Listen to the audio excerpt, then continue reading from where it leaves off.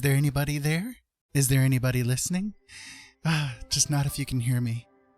Is there anyone home? Hello, everybody. Welcome on in. This is Blind Dad Does. My name is Ira, and I hope that you guys are having a really good day. Today is going to be a little bit different. We don't have Jolene with us bodily. Well, I mean, she's here in the house bodily, but she is not here in physical form within the, video. But hello, Jolene. Can you hear me? Oh, you're muted. I can hear you, but nobody else can hear you. What is going on? There we go. I had you muted. I was going to say, it is blue. We're blue and good to go. So. Blue means you. Blue means you. So, yeah, we've had a couple of days worth of weirdness here, and I'm sorry I didn't get online last night. We had, well, a lot of things going on this past week. So, for those of you guys that have not tuned in of late, we can catch up a little bit. Basically, Sunday night, things went a little crazy. We were doing the stream, and it was going really well. And then throughout the stream, Jolene started feeling kind of worse and worse as the evening progressed. So by the time everything was said and done, we ended up having to go to the emergency room for her because she was feeling really, really crappy. Really, really crappy. So we've kind of just been picking up the pieces from there because she's had all kinds of weird physical things going on this past week. So we'll get into all of that later on as we go. But let me take a drink here real quick.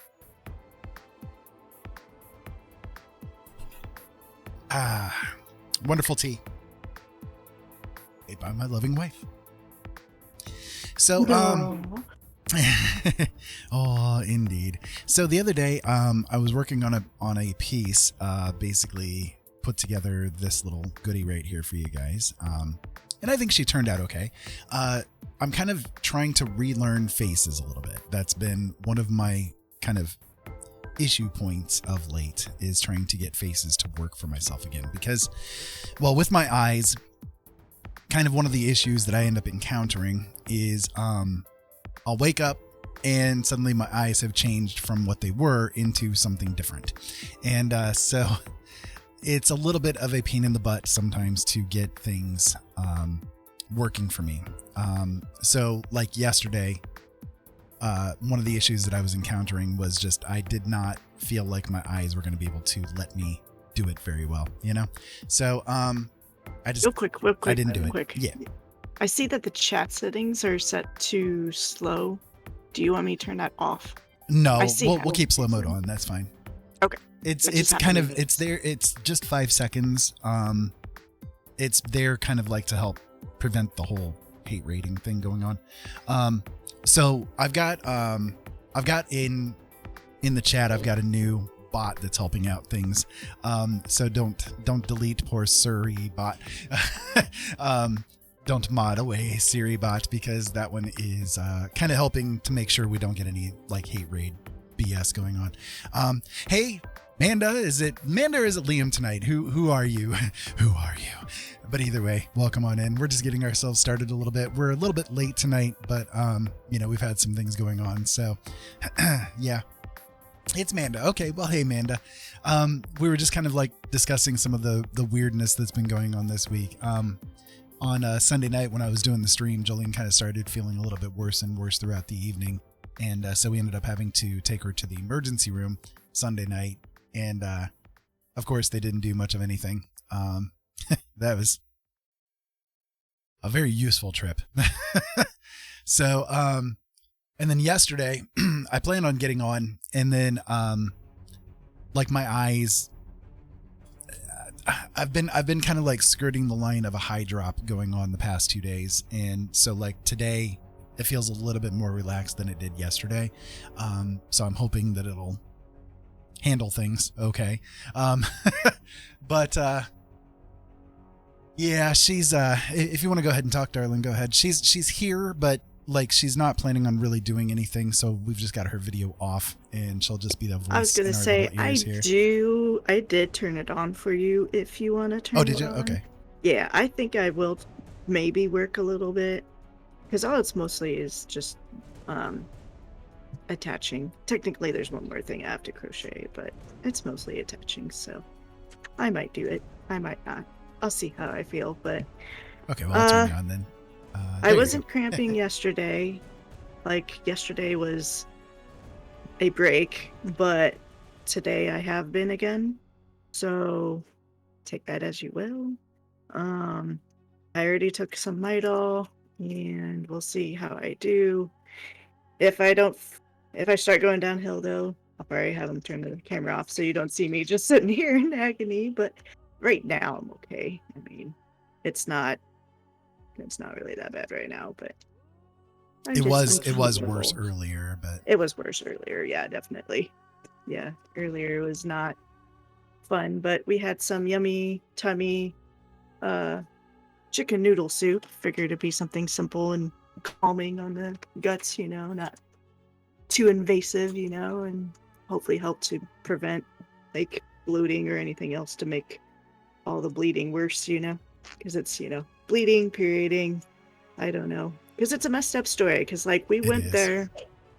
So like we went there. I don't know. I'm sorry. I was like kind of half listening at when you were doing it, but like, well, you know why. But like, okay, Yeah. so it's like we went there because we thought TMI IUD had moved, and they claimed it didn't move.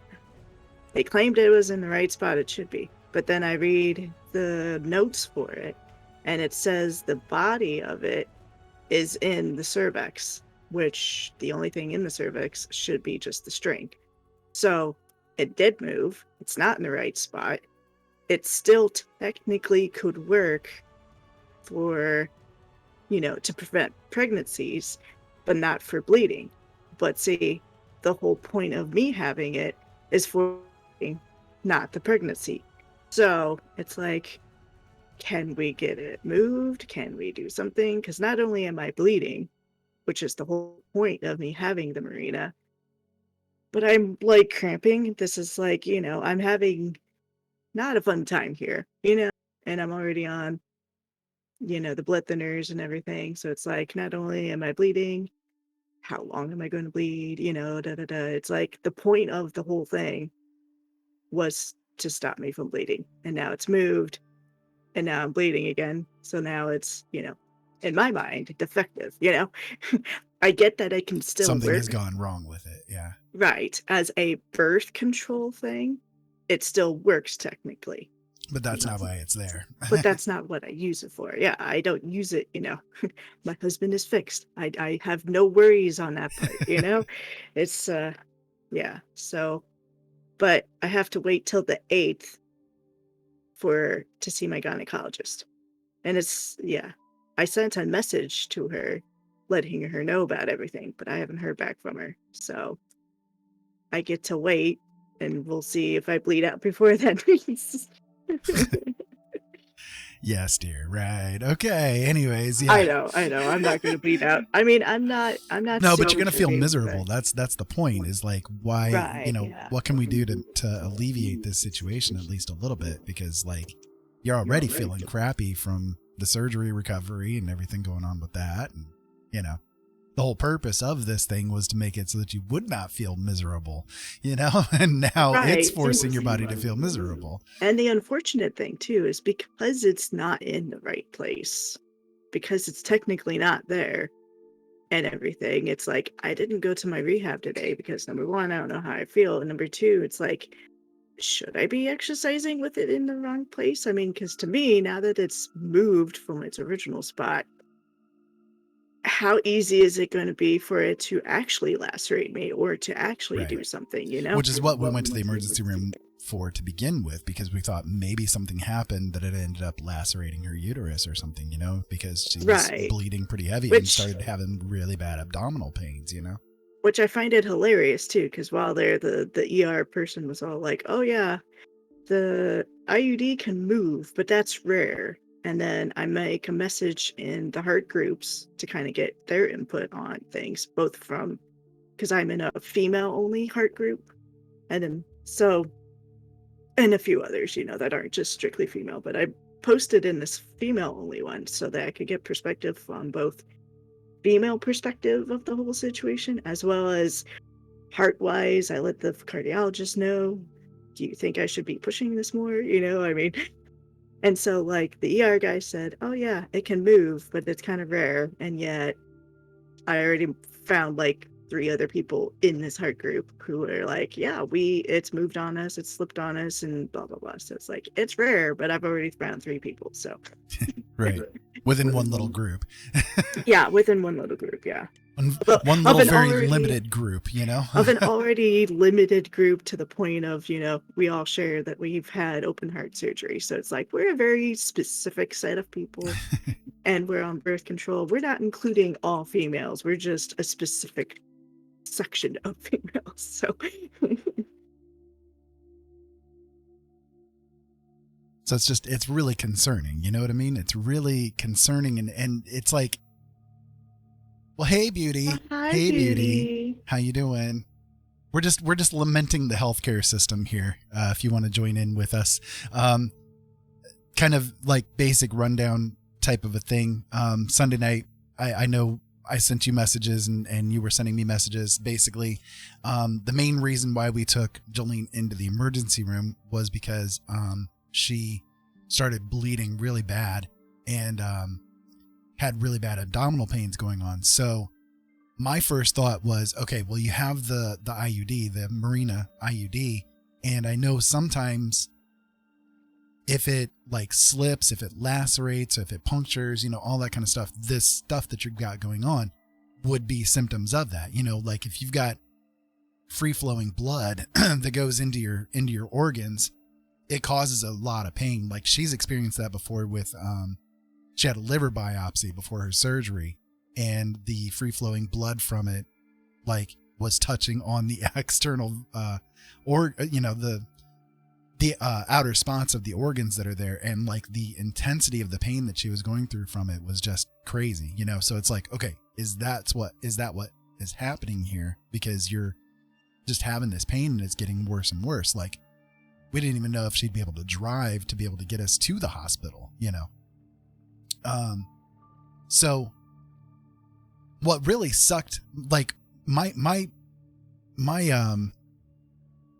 argument, I guess, when we were there, like the guy, like she ended up having a male doctor, right? Which is neither here nor there, I guess. But, the guy like walked in, and when we told him what was going on, he like just kind of sat down and he's like, okay, well, I'm just going to throw some things out here and, don't get concerned. Don't get freaked out or anything like that. I'm just going to run through the list here of things that could be going wrong, and you just tell me what feels right to you. And it's like, okay.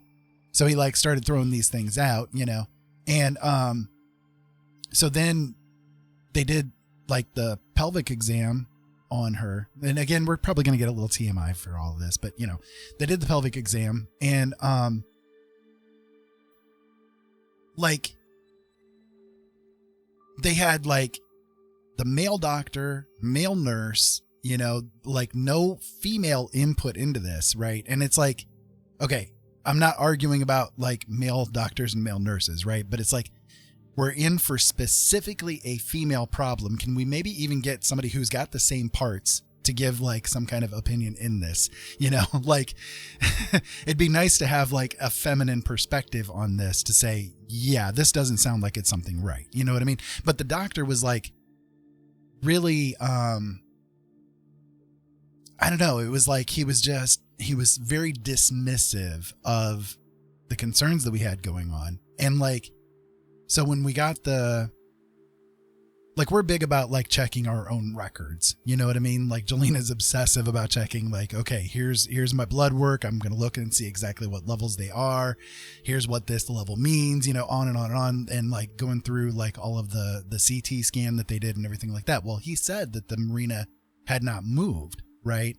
But when we look at the information on the CT scan, it says that the body of it is in like the head of it is in the uterus, but the body of it is inside the cervix. And it's like, that's not right. Like, that's not how these things get placed.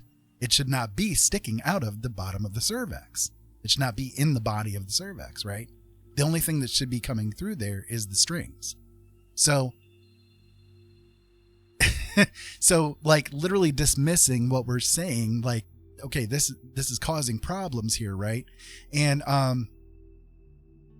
no, like, are you telling me that they don't have an OB on staff at a hospital? You know, I mean, there's women having babies 24 hours a day. You know what I mean? Are you telling me they have no OBGYN on staff that you could like go and consult and be like, hey, is this a problem?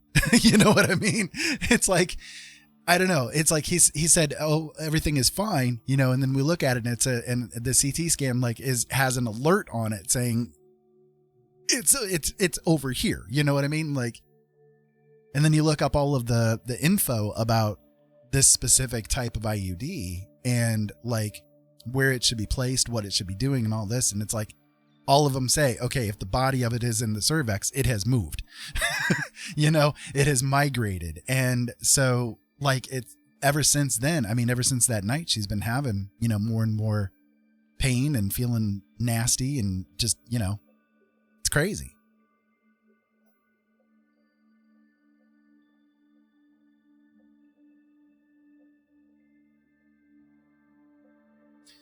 Right, Beauty. So they told you that the birth control was what was causing the issues, right?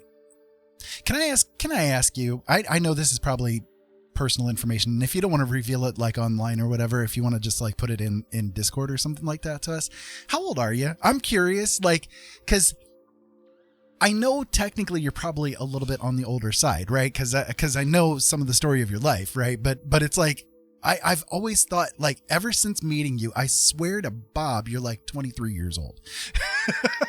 You know, like no more than 23. But I know that you have history, so I know that that's not possible. You know what I mean? But you look and sound and everything like you're like 23, you know? So 33. Okay. So you're basically the same age as Jolene is, you know?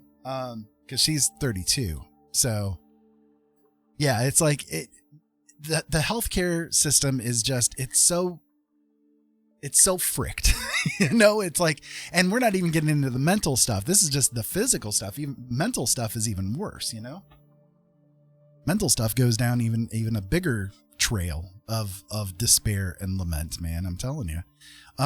Okay. Let me read what you were saying. You're only, a year older than me. As replacement said, I need to lose another 30 to 40 pounds to be at a healthy weight for my height, since I'm obese. Jeez.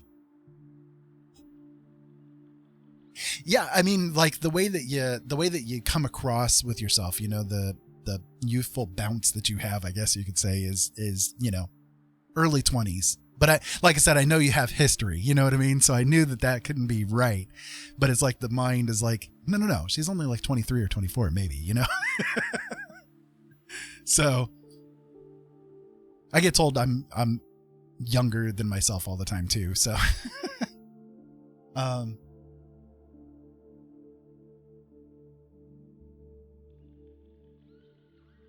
so Amanda, yeah. So they did the X-ray in 2015, but they're just now telling you that you have that going on. Is that what you're meaning? That's insane.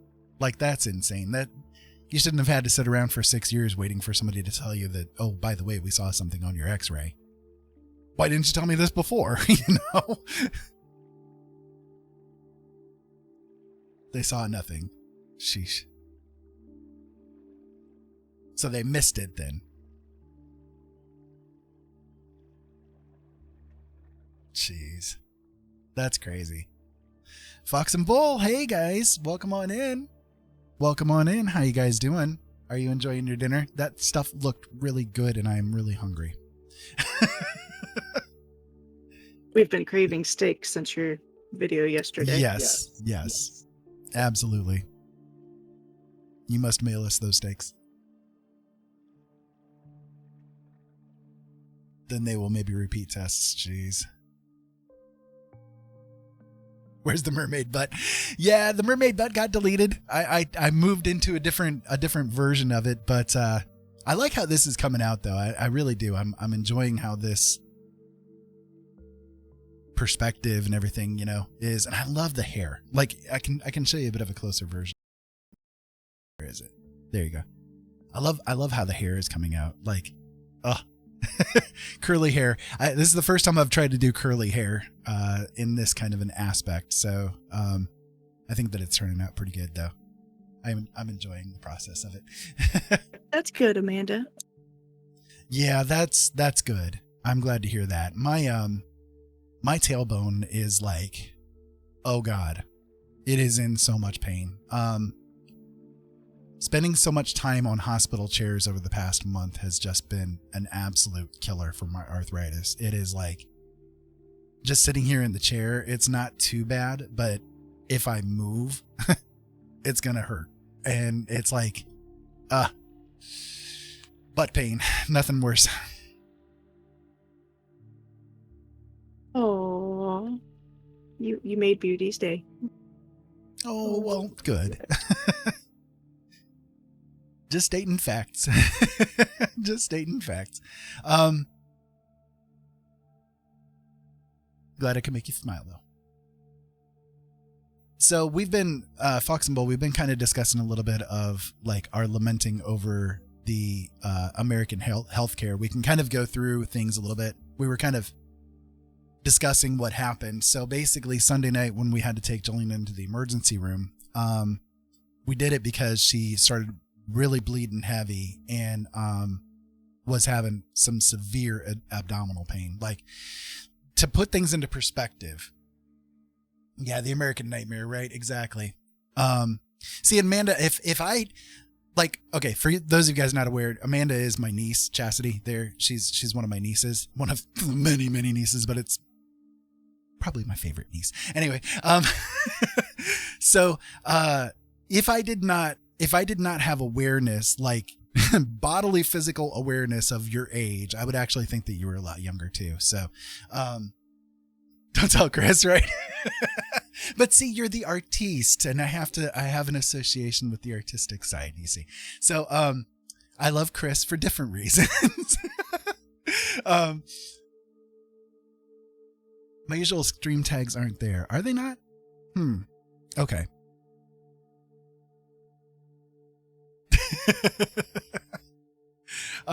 So I'll have to correct it when Jolene starts talking again. But basically, like, my concern, your poor artsy sister, right? I know. I'm just messing. Just creative in English at the moment. Okay. It might be, okay. So the other day, I ran across this. So somebody on Twitter basically has created a bot that you can add to your chat room that will actually help if you get involved in the hate raids. It's like you can set it as a mod in your channel, which right now it is.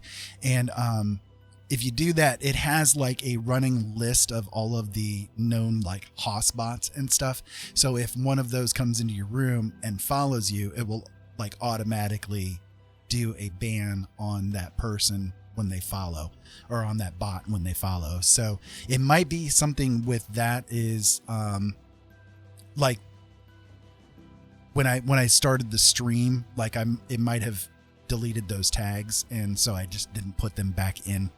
Didn't notice it. So yeah, it's like, this is my first stream using it, so I'm not sure if it's going to work or how it's going to work or whatever, but it's really cool that the guy did set it up like that. And by the way, I don't know if you heard this or not, but Twitch did find at least 2 of the people responsible for a lot of the botting. So they found the one that's doing the Foregatherers bots, and I think they found the guy that's doing the Hoss bots too. And so they're bringing a really big lawsuit up against those guys. So yeah. So hopefully something will come about from that. I have not, like, since that has come around, I have not seen people like talking about the fact that they've been followed a lot by these hoss bots and stuff. So like, and I haven't either. Like, I haven't seen one pop up on my feed for a few days now. So hopefully things will be a little bit calmer for now.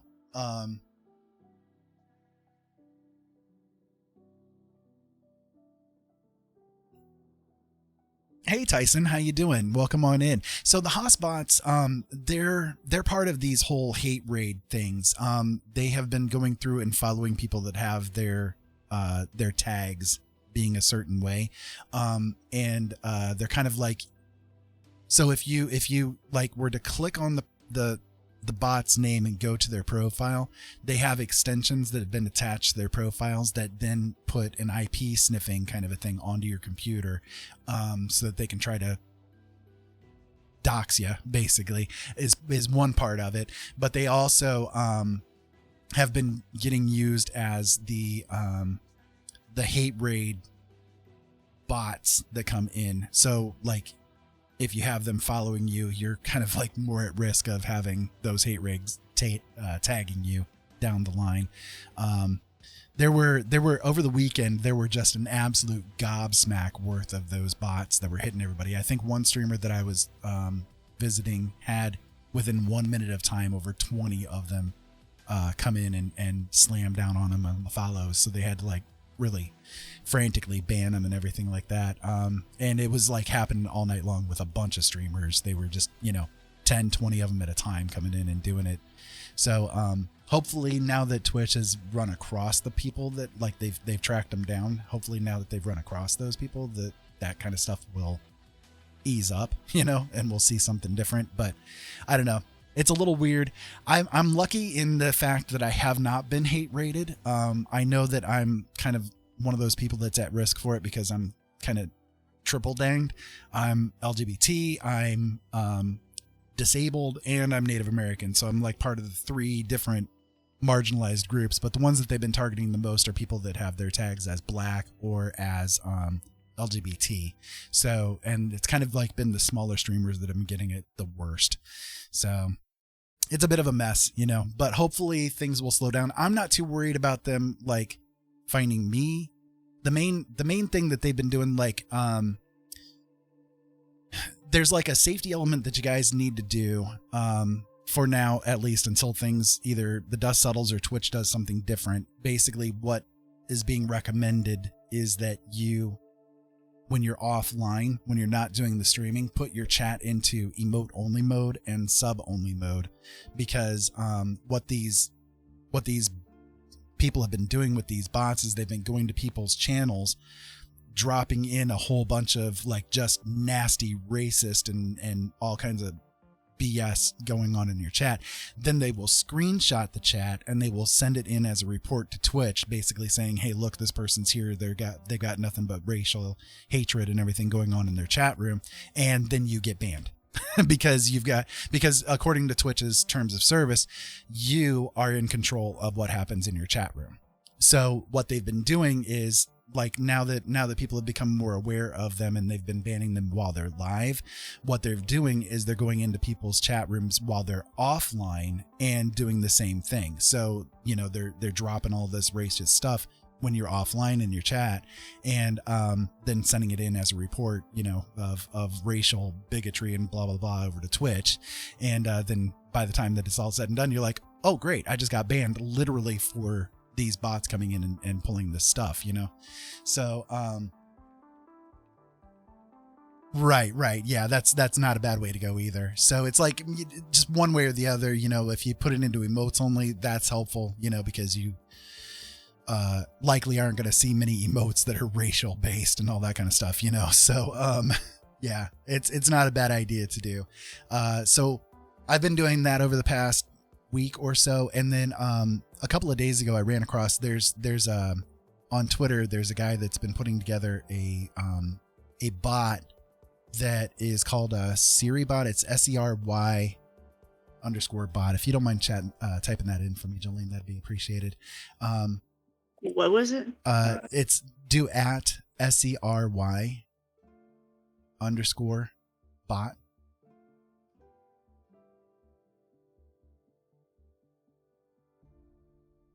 There you go. So that, if you go there to that user, that's where you guys can get started with getting the bot to come into your chat room. So basically what this bot does, the guy has set it up in a way that if you go there, you can make his bot a mod in your channel, and it will watch your channel when you're offline. And it will do it when it's online too. But basically, it becomes like one of those little moderator kind of things. It has a running list of all of these different raid bots that have been going on. And if they come to your channel, if one of these bots comes to your channel and then tries to hit follow on your channel, it will auto ban that bot. So it's got, if it's on that bot list, it'll ban that bot basically automatically. So you don't have to worry about it. So it's kind of a extra boost of protection. It also has it so that, like you can, like the way I've got it set up is that when I go live, it automatically turns my chat off of sub only and off of emote only. And then when I'm offline, it automatically puts it back into emote only and,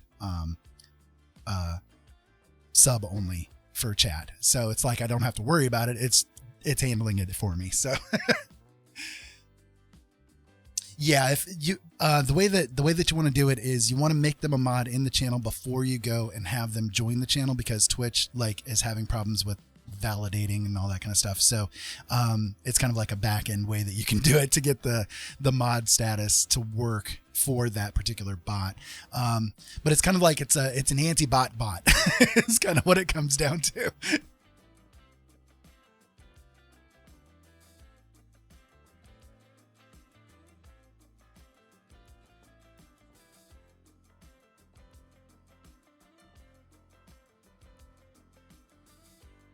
Yeah, the only hoss that I have seen, I'm sorry, I'm just trying to catch up the chat a little bit here. The only hoss that I've seen is Hoss Caddy. He's the only real hoss. He's the only hoss. And it's funny because he has on his tags, not a bot.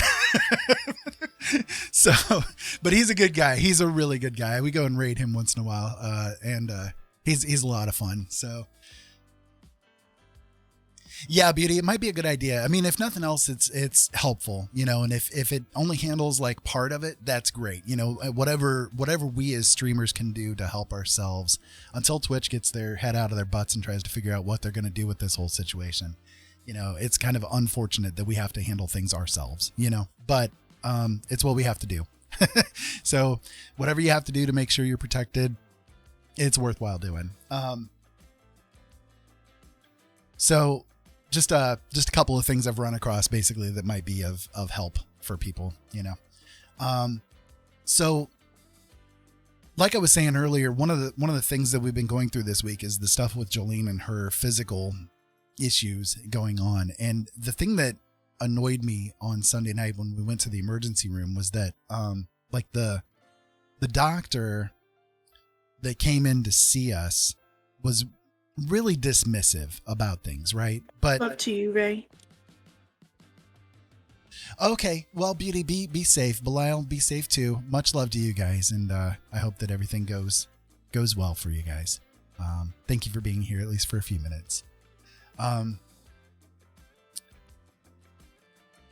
So it's like it was really exactly. Can't forget the XO. The Zuxo. Get more num nums. Send me num nums. I am really hungry. But it's like I ate before we went on then. I know. It's my own fault. I have cold pizza though. If I need to grab it, I'll grab it. But it's like, it's kind of crazy, you know, when you go to a doctor and you're expecting to get some kind of help and like, you get dismissed. It's so aggravating. It really is. It's like, it just, I don't know. So we're kind of like caught in a rock and a hard place here with her that, we don't know exactly what's going to be, you know, going on with stuff.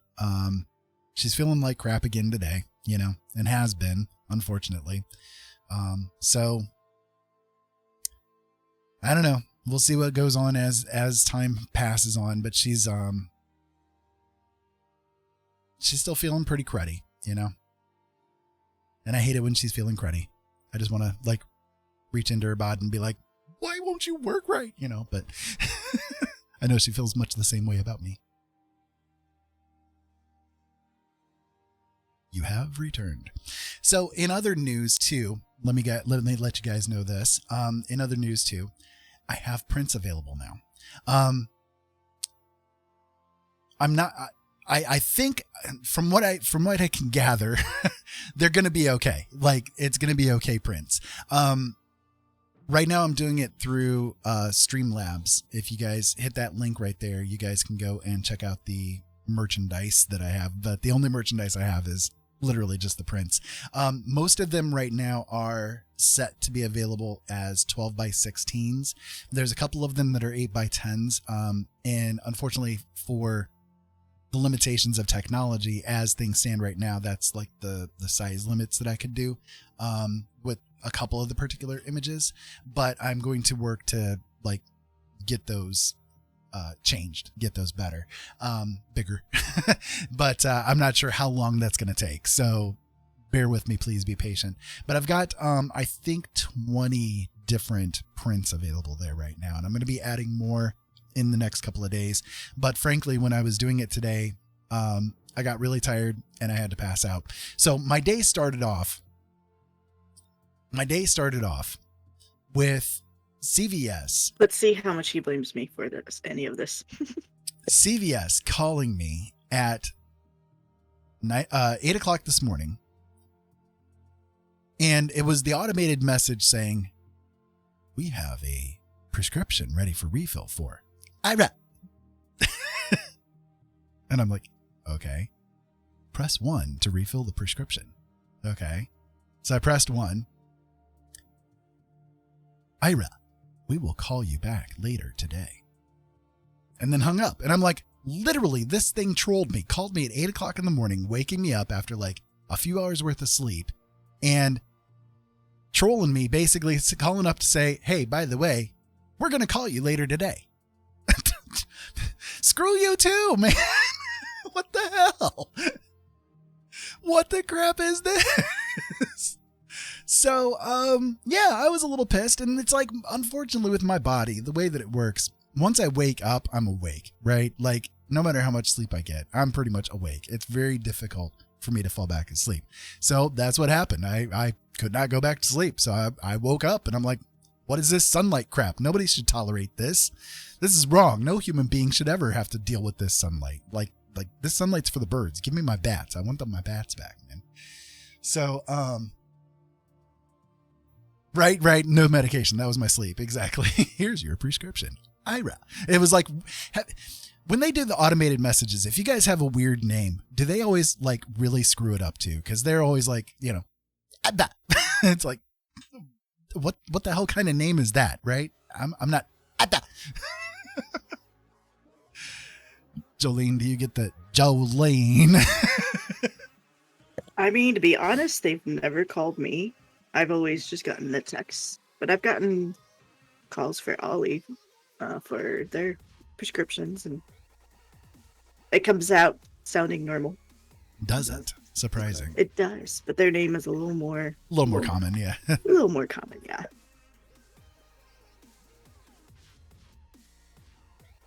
It's just funny to me when you have an odd name, you know? If I remember right, though, I have received a call from them, and they just pronounce my name like Jolene. Jolene. Do they start singing the song to you? No. Your last name's also French. Yeah, that would probably be difficult for most of the bots.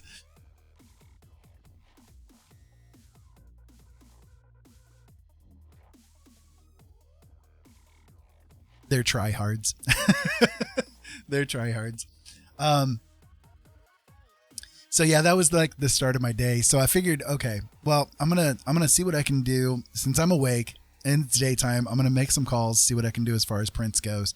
So I put in some calls, and I haven't heard back from any of them yet. So I don't know what's gonna happen with that. But I really wanted to get the prints going. You know, like, come on, this is what I need to do. You know, been like 3 weeks. Give me some help here. You know, so so I ended up finding out that like through the company that I stream through, they do make merchandise available. So I got to checking into it as far as their prints goes, and the feedback that people have given for the prints has been really good. And so it's like really high quality, like thick paper that they use and stuff. which is what I was looking for, some kind of like cardstocky sort of a paper, to print it on. And so that's what they do. And so it's reasonably priced. Like I've got it set so that I make about $10, $7 to $10 basically on each print that sells. And they sell for, I think, about $20 to $23. And somebody did order something already, and they said that even though they're in like butt ass Egypt kind of a place, they still only got charged like $7 for shipping. So I don't think it's going to be too bad for people if they want to make use of it. But yeah, there you go. And as far as in the future is concerned, I'm going to do what I can to try to come up with a different way. But I figured, okay, this is at least something, and if the quality is good, then that's all that I care about. I just want to make sure that you guys get the best quality for the prints that I can manage to give you. And so I've got like 20 of them right now available. That was like, it's not PJ easy Elliott. to do it all. Oh, hey PJ, how you doing? Sorry, I didn't see you come into the chat room there. I'm not looking at the chat. I'm trying to figure out what Jolene is doing over there. So anyways, crocheting, putting your stuff together, your Yoshi. So hopefully the quality of it is good, but again, like from what I've run across, it should be at least high quality. So if anybody is interested, there you go. I will be making more available, but like I said, I put like 20 of them in there, and then because of the lack of sleep and everything, my body finally wanted to give up the ghost. So Jolene laid on the bed, covered herself up with the blanket. I'm trying to entertain the humans. How you doing tonight? Hello. How you doing tonight, Ash? Oh, I'm sorry to hear you're sick, PJ Elliott. Oh no, what's going on with you?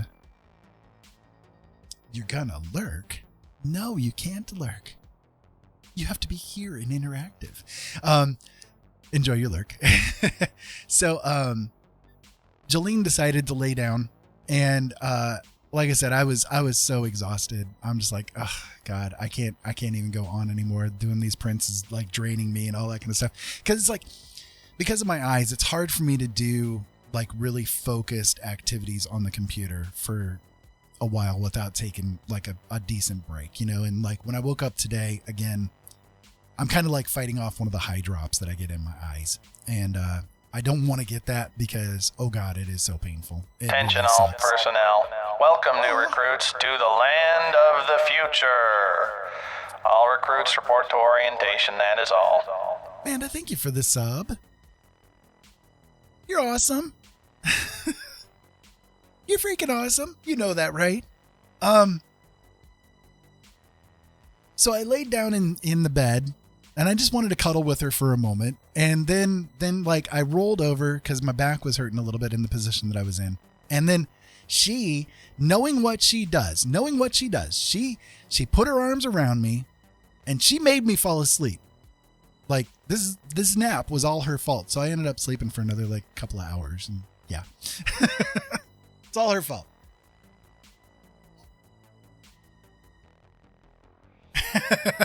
Gotcha. Yeah. I like to try to entertain the humans, and people like to keep me on my toes with it. So yeah, we've had a day here, we've had a bit of a hard week, and so like one of the things that we had today, as far as talking points goes for you guys, would be like mental health and physical health and all that kind of stuff, because we've just been dealing with doctors for this past week, and it's just been a freaking nightmare. It really has. It sucks dealing with the American healthcare system. So Sunday night, basically, kind of give a quick rundown for you guys. Sunday night, we had to take Jolene over to the emergency room because she started having really severe abdominal pain, and, well, she can't stop bleeding, basically. And so it was getting heavier and heavier. There are other fun sound clips. Plus this fun thing. Plus this fun thing, huh? We're pussing the fun thing. Anyways, so the doctor that we dealt with was really dismissive, and we knew pretty much walking in, and it's kind of like guys, when it comes to your health, are you guys like us? Like we are really proactive about understanding our various disorders. You know, it's like, okay, we like my blindness. I know the ins and outs, everything to go with this particular disorder that I have because I've done the research. You know, I want to know everything I can know about it so I can plan ahead and, you know, am I dying or whatever, you know what I mean? So the same with my arthritis, same with fibromyalgia. She's got, you know, she was born with some of her heart missing and everything, you know, and it's like, she knows everything about her heart condition, you know? And it's like, you have to, especially here in America, and I don't know how it is in other countries too, because, you know, obviously I'm not there. But these, in the American healthcare system, it's like you have to be so proactive about your own conditions and know everything about it, because every doctor that you run across is not going to have any clue how to deal with you, you know? And it's like, you have to walk in like, I know this is what's going on. This is what the problem is. This is the treatment you need to give me. There you go. I just handed it to you on a silver platter. Now I got to pay you $200 to make sure that you do this, right? I mean, that's kind of like what it comes down to, really. When actually listened to, right? Exactly. Because most of the time when you walk into it, you know what's going on. You know what's happening to yourself. And you can be like, this is what it is. And they'll be like, well, we still have to run through these 50,000 different tests to make sure that you're correct. And by the time everything's said and done and a year has passed by, lo and behold, you were right the whole time. You know, it's like, well, what was the damn point of that? You could have just given me the med to begin with and I'd be okay by now, you know, but no, you've put me through a year worth of hell and torture and getting up in the morning, going out and doing this and doing that, and dozens of blood tests later, and, you know, like so much radiation. Now I've got cancer. Thank you very much. You know, I mean, it's like, it's crazy. It's just insane, you know?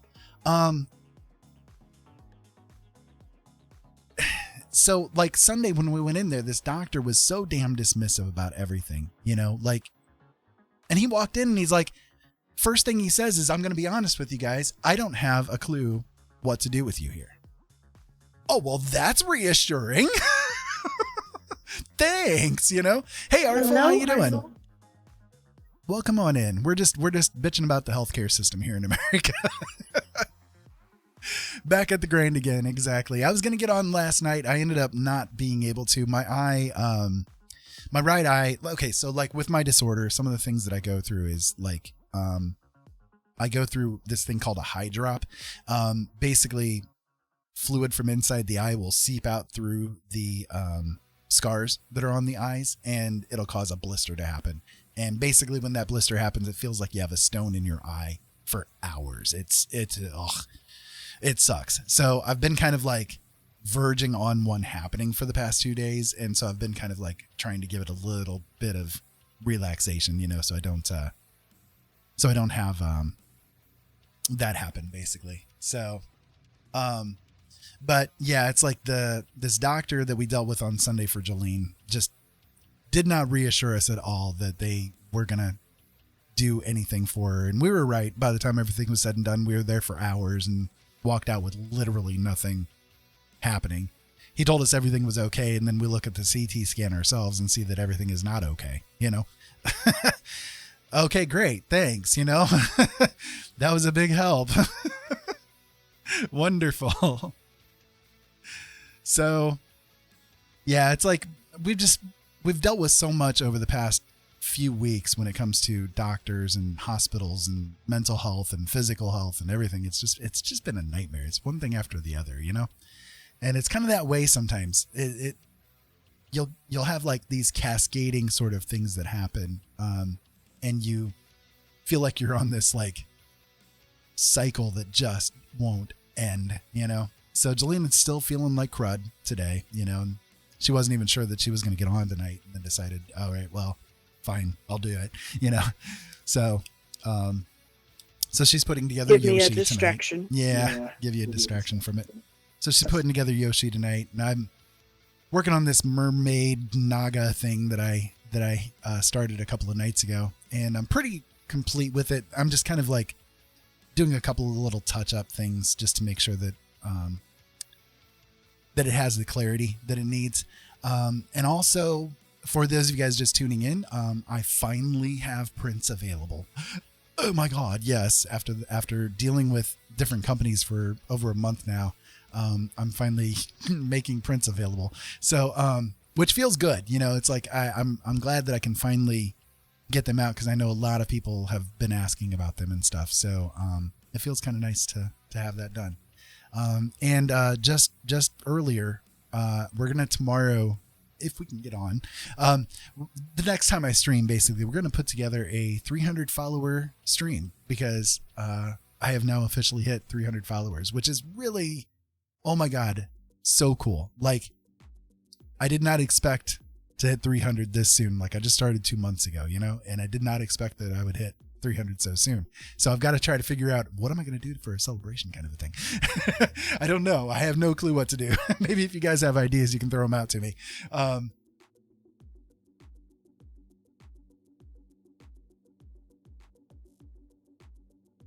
Starting to feel like you're spoiled with your healthcare. Yeah, I mean, it's like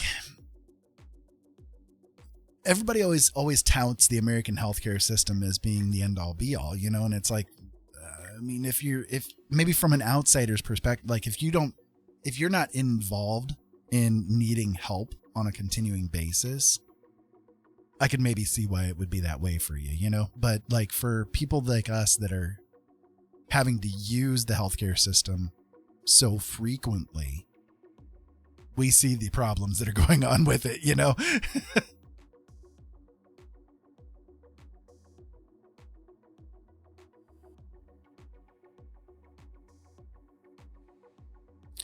But it is what it is, and hopefully things will change. I think maybe they will. Like, there's been enough exposure to the problems of it for long enough that I think changes are coming with it.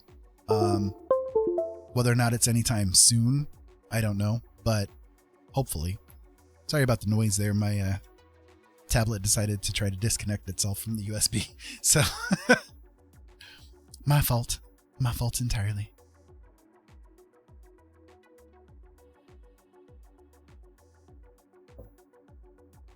But let me go ahead and save this as it stands. And I'm going to walk away from this one for a little bit. I'm going to start something new. What I'm going to start, I don't know.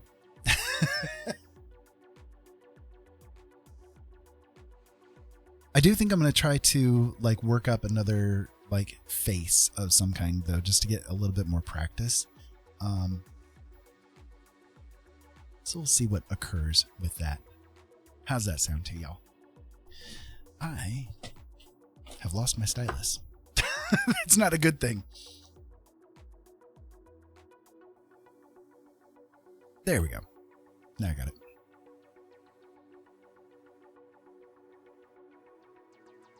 So I've been going through a course over the past few weeks, trying to. It is really thundering out there. My goodness. Yeah, if we lose power, everybody. Yeah, we apologize if we do lose net and stuff. Yeah, because we got a big storm here right now, but it should be done in about an hour, so we'll see. Yeah, we'll take it out from here and see what goes on. I've been going through this like training course, trying to help myself out, figuring out different ways of doing human faces that I can make use of. Because again, okay, so with my eyes the way that they are, I cannot see people's faces. Like, I have not seen a human face in a very long time. So I've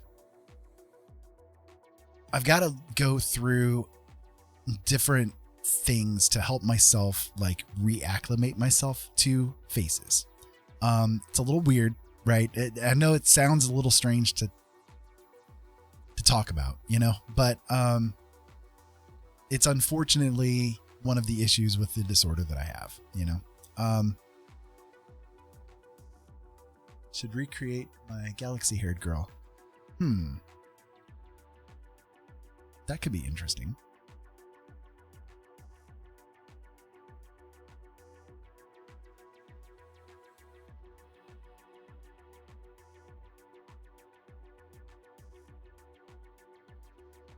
So yeah, it's like I unfortunately have to like kind of keep relearning what people look like. And so this kind of program that I've been involved with has, I think, been helpful for me to like get a good like basis, because the faces I've been making of late have been turning out a little bit better. You know what I mean? I think anyway.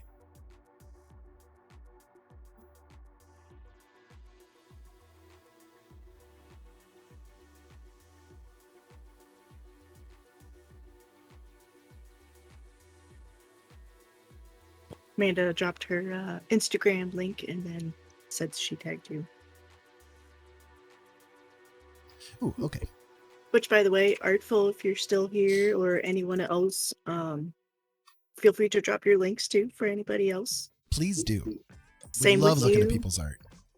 Same with you, Ash. I don't know if you do art or anything, but links are welcome here, so you can drop your socials or drop a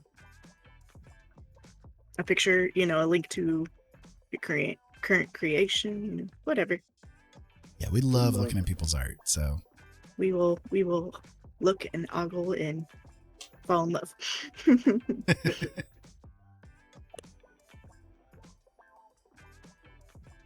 Oh, this one. Yeah. I remember this one. Oh, that one is so pretty too.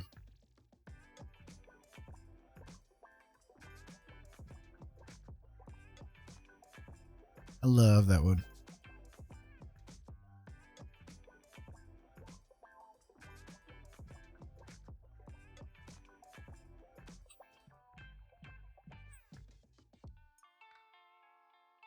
Okay, computer, come on, work with me. With the lagging stuff.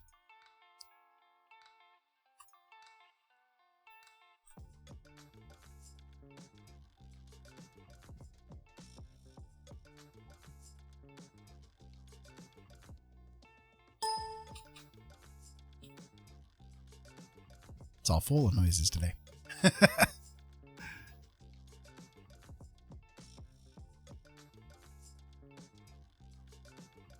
Chock full of noise. I feel sicky, oh so sicky, it's weirdicky how sick I feel. Oh, Robin, you're not supposed to feel sicky. How you doing, Sissa? Talk to me. I'm so sorry to hear that, Robin. Talk to us, dear. What's going on with you?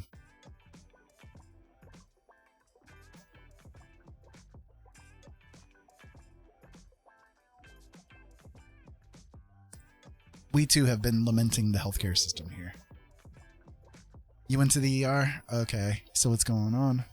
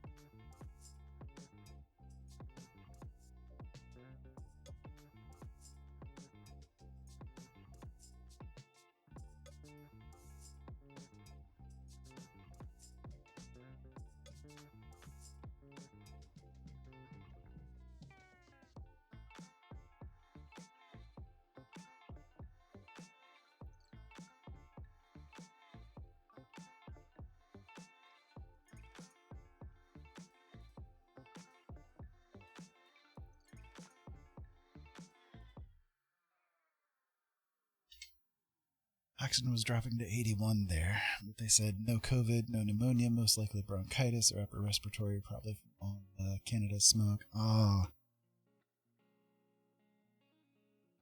kiddo, no, you gotta stop with the respiratory problems here.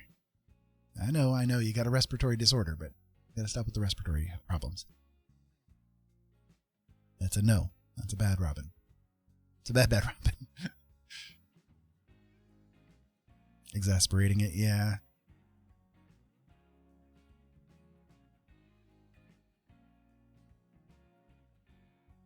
Setting it off in the worst ways.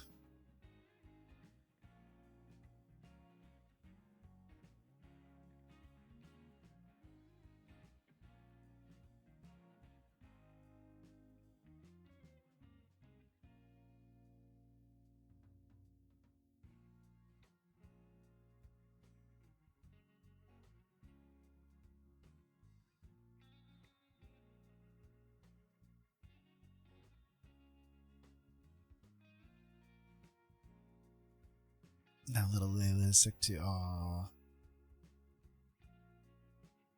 Yeah, when kiddos are sick, that's the worst too. Hey, Daywolf, how you doing? Welcome, welcome. We've kind of been lamenting the healthcare system here in America over the past hour or so. For whatever that's worth. It's a fever of 103 and a bad cough. Aww. The poor little one.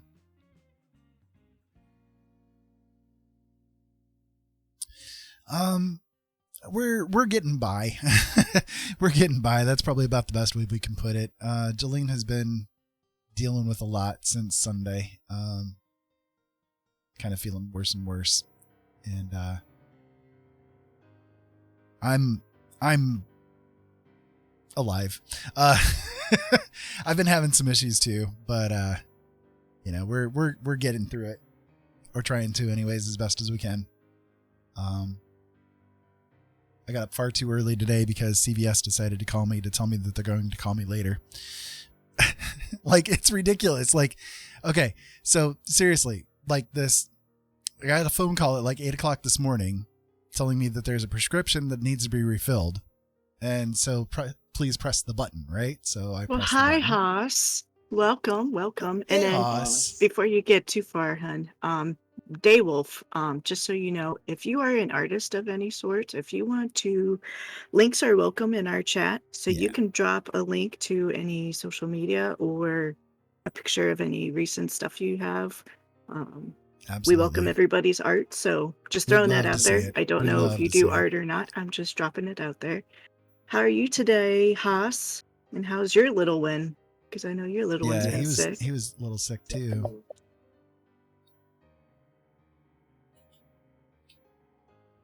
We've kind of been talking about the healthcare system here, and the problems that are associated with it. And I've just been kind of like working on a little something, getting something started here. I'm literally just getting it started. So Okay, and then real quick, I'll just do the condensed version. So, Robin, basically what happened is I went to the ER on Sunday because I thought my IUD had moved and I was having really intense pain. And I've been bleeding for like 2 weeks now. So it's like, if it and it's did just move, getting that would kind worse. of make sense, you know? Because I haven't bled since the IUD got put in and it's, kicked in. 2 years ago. So, yes. So we went to the ER. They did testing, no lacerations. They said that it did not move. It was fine. And they sent me home. I get home and then I look at my chart and I look at the notes for it for the CT scan they did. And it shows that, no, it is not in the right spot. Technically, with where it's placed, like it's not where it should be. Like the body of it is in the cervix, which is not where it's supposed to be. Only the string should be in the cervix. The rest of it should be higher up in the uterus. But technically, for birth control purposes, it still functions where it's at. However, for stopping or slowing bleeding, like the reason I have it The whole for, purpose of it. it no longer functions in that matter. So it's kind of like, can I have it switched then? Because it's no longer doing me well. Not only that, but if it's slipped from the original position to where it is now, is it going to slip anymore? Is it going to start traveling now? I'm just kind of like, what is going to happen? So What do we do with this situation? right, yeah. So it's like I've already got other stuff going on. Because I am perioding, you know, so I have all the period symptoms. Plus, I've got other fun side effects from the surgeries going on. So it's like, I don't know what's going on, and I'm just worried of what's going on. So, like, I didn't even go to my rehab today, my cardiac rehab, because I was just like, if I exercise, is it going to move? And I'm still waiting to hear back from my cardiologist, from the OBGYN. I'm still waiting to hear back from everybody on what I need to do next. So I heard back from my regular doctor, but again, my regular doctor isn't the OBG. So with it there, aren't you at also risk for, well, I mean, yeah, okay, so where it is, sure, probably, but again, Ira is fixed, so I don't have to worry about pregnancy so much. Yeah, that's a low So risk. that's not my main concern. My main concern is just I'm on the blood thinners. I had it put in to stop the bleeding, knowing that I was going to be put on the blood thinners after my surgery. And I Yeah, mean, it's like it's yeah. maybe TMI, but we can give a little bit of backstory. So one of the problems with Jolene is that like she's always had really, really heavy periods, like really just what bad. you wanted to hear, Haas, when you came in, right? Totally, Haas. Welcome on in. Talk about the girl problems, right? So the main reason why we got her the IUD put in was because, you know, look, it's going to stop the periods happening, and with you having the surgery come up and you're gonna be on the blood Robin thinners says and just everything, as a it's precaution, terrible, you need to go sleep on the couch. And right, exactly. So, you know, it's like the whole purpose of it being there is to stop things, right? So now maybe that it's moved, it's kicked in, and it's kicked in with like a heavy vengeance, you know, and it's like it's tearing her up, guys. It really is. I'm seeing her just like so exhausted and miserable and everything. So then when Sunday night came around and we had to take her over to the emergency room, this guy telling us like, you know, as we walk in the door, the guy's telling us, I don't have a clue what to do with you here. You know, it's like, well, thanks for boosting my confidence here, dude. I guess we can walk right on back out the door here. You know, what are we supposed to do? You know, it kind of breaks my heart, to say the least. So that's kind of what we're dealing with it all. Just trying to figure out what to do with the situation at hand, because see the one thing too is they had detected that there was blood in the urine. So between the IUD and like some of the meds I'm at a higher risk for a UTI. So it's like, am I having a UTI or some sort of infection going on at the same time as all this happening, you know? And it's like, I am convinced that I do. I mean, I don't have some of the more normal symptoms for all that stuff, but it's like lower back hurts. She's kind of abnormal guts as are it hurting. is, though, you know? So I mean, it's just, yeah. So it's like when I messaged my regular doctor, I had mentioned it, but he's like, I'm not concerned about it right now. Well, I kind of am. I am. Can we at least talk about this?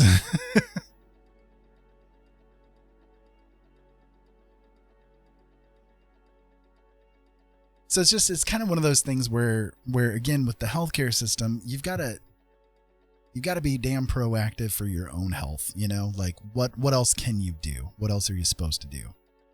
When the doctors aren't listening and you know something's wrong, you know, what are you supposed to do with that? Robin said, so my cardiologist called today and said she wanted to touch base about my new pump. She said she was very frustrated because all of a sudden the fact that she is in Indiana and I'm in Ohio, the insurance company can't approve the home nurse to come talk me through the procedures for the pump. Oh my goodness, really? That is frustrating. Are you serious? That is, we're only a state over. It's not like we're, you know, goodness. You were like, no. And then Daywolf says, I'd be switching doctors. I mean, the doctor I have he is really good, and he knows my condition because, like I had mentioned it earlier, I was born with a congenital heart defect, and it's hard enough to find doctors that know my condition and take my condition seriously It's a when it rarity. comes to doing things and prescribing things, because they have to be careful. Because I have, I there's a lot of things I can't be put on, things that I can be put on because of not just medications already, but just will my heart handle it. So the fact that he's like that, um, yeah. And then Robin said, so she's going to call my family doctor to see if she will sign the order. Okay, best of luck for that. I hope that goes through. And then Daywolf says, I moved states because the doctor wouldn't listen to me about my kidneys, and I get to the new state and all the doctors are like, why didn't he do it? Oh my goodness. I am so sorry you went through that. Yeah, me too. That is It's horrible. it's a rough situation. I mean, it's like, wait, let me do it really quick. Okay, so it's like we have our kiddo Ollie, who also has issues, and it's tied to their periods, and we know it is, and we're trying to do like a depot shot or something to stop the periods, because every time the periods happen, the health issues happen, and we are fighting everybody because Ollie is a minor. Everyone's like, nope, can't do it, won't do it, just wants to go out and go boinky boink. And it's like, we are the parents. We should be the ones to parent our own kid. Stop doing this. We're trying to get our child on birth control for health reasons. It's frustrating. And it sucks too, because when they see certain doctors, the doctors are like, yeah, needs to be on birth control, but they're not the type of doctor that can. Yeah, they don't prescribe it. They can prescribe it. Yeah, they can't prescribe it themselves. So it's frustrating. And so I have to wait until the 8th of October to see my gynecologist. I have to wait till the end of the month to see my regular doctor. And in the meantime, I'm sitting here with my guts like burning. And like, I go to the bathroom. It doesn't matter which way, and I'm having issues. And so it's like, nobody's listening. So in the meantime, I get to just suffer silently.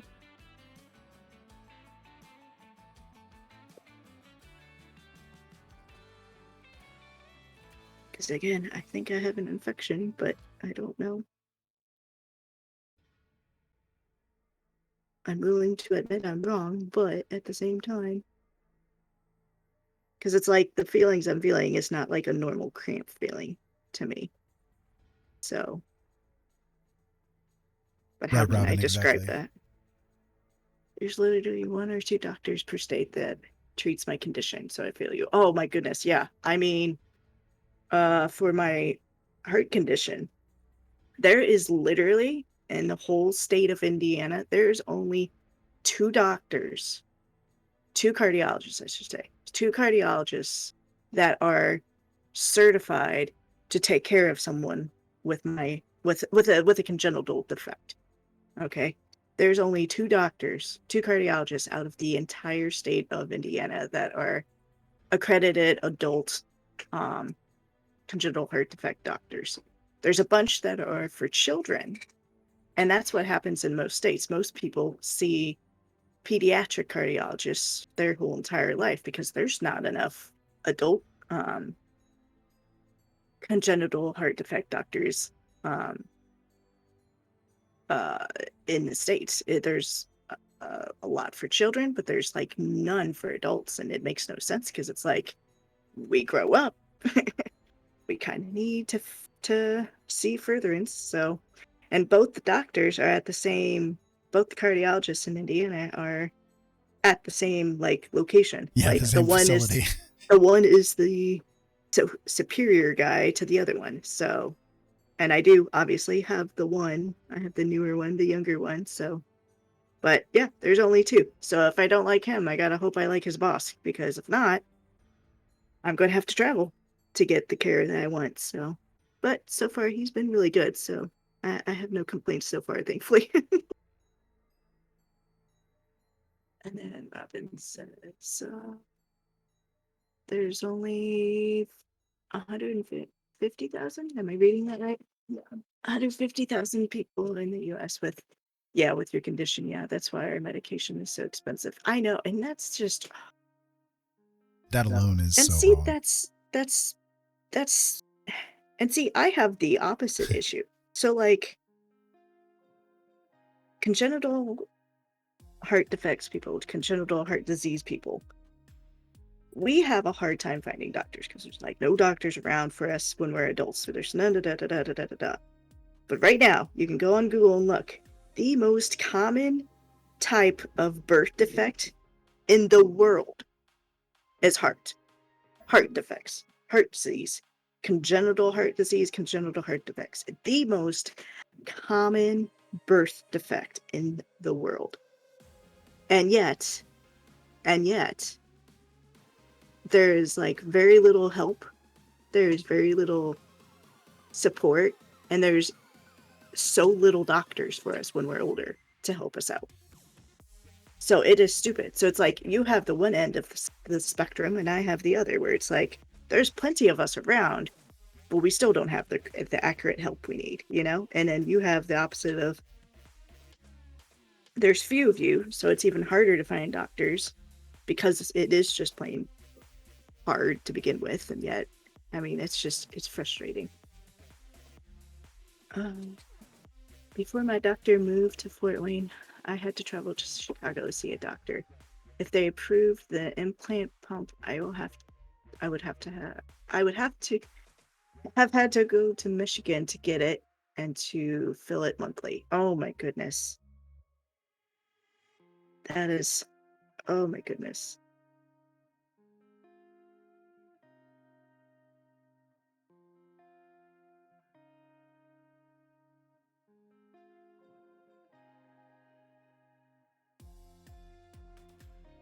Not to mention the medication being so freaking expensive because nobody's on it, you know?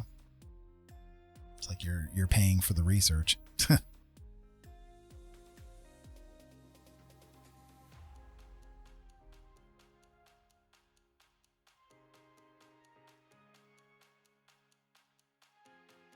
Yeah, the healthcare system, something's really got to give with it all, you know? It really, honestly, it's got to give with it all.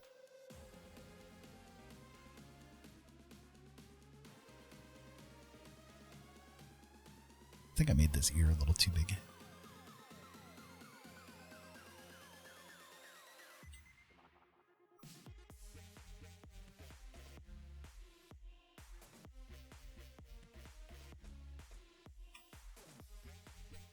It's a little better.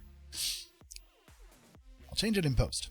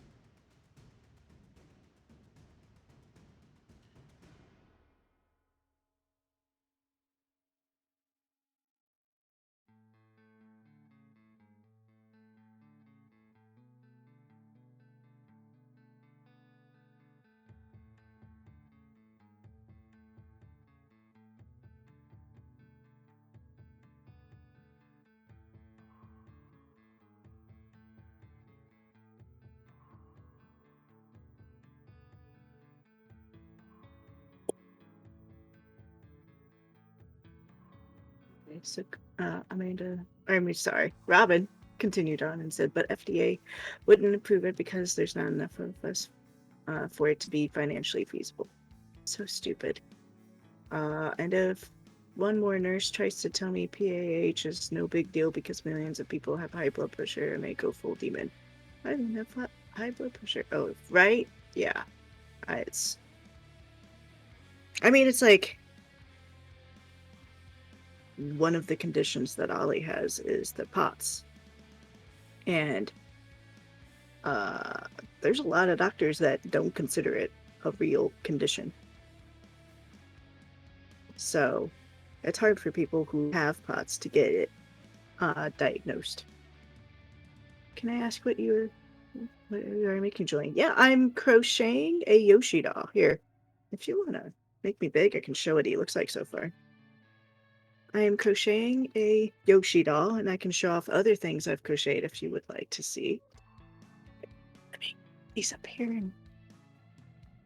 Alright, so I'm still crocheting him, of course, but I'm not too far from being done.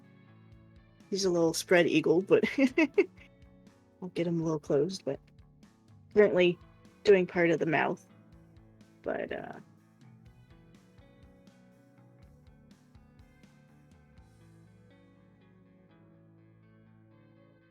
so yeah.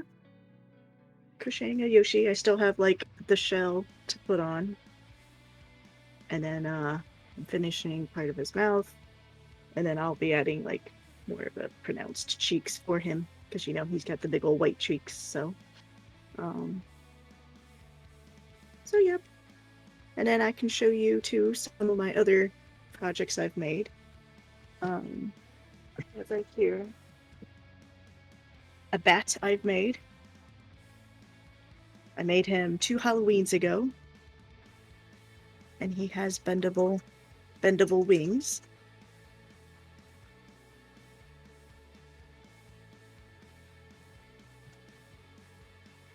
This Willow, which is a blanket that folds into a pillow. Nice. I'm trying to figure out how to crochet my first amigurumi lion. That's really cool. I love to do amigurumi. It is my favorite thing to do. If you want help, I can maybe try to help. So the Yoshi, for example, that I showed you, I like to not use patterns. I deviate from patterns. I can show you some of my other things I've made. Some I've used patterns, some I've not. The bat, for example, was a pattern, but I deviated on it. I think the wings I did myself. You deviant. Right. I know. Yeah, I don't like to follow patterns if I can avoid it. I like to Such a freestyle rebel. and add my own flair to it. Here's a Cthulhu I made. I made him recently. Tentacly goodness. He's got little rosy cheeks. And then, of course, he's got little wings. It's not Cthulhu without some wings. So yeah, Cthulhu. Or was it Turkey? I'm trying to think if it was Artful Turkey that said it. That's Squidward's puking out spaghetti. And then I have a Baby Yoda. Stands up by itself. Quite proud because that's not the easiest thing for me to do. So, Baby Yoda. And then Yoshi. Kirby. I'm doing Yoshi right now. This is Kirby. Know your Nintendo. Yeah, know my things here. So yep, just a few. That's the stuff I have on hand over next to me. So, but yeah, amigurumi is fun. Daywolf, have you crocheted in general at all yet, or are you just jumping into? I assume you would have crocheted at least a little bit of something. Okay, maybe you can take me away from the big screen. Done. Already done? Okay. You crochet and knit. That's pretty cool. Oh, it's right here. Pardon me while I eat a little trail mix here. I started off knitting, and then I switched to crochet. I'm self-taught in both ways. You probably are too. I don't know. You can tell me if you are or not. But amigurumi is fun. Same, yeah. Amigurumi is fun. You need help understanding anything? Magic circle is like my favorite thing. Doing the magic circle.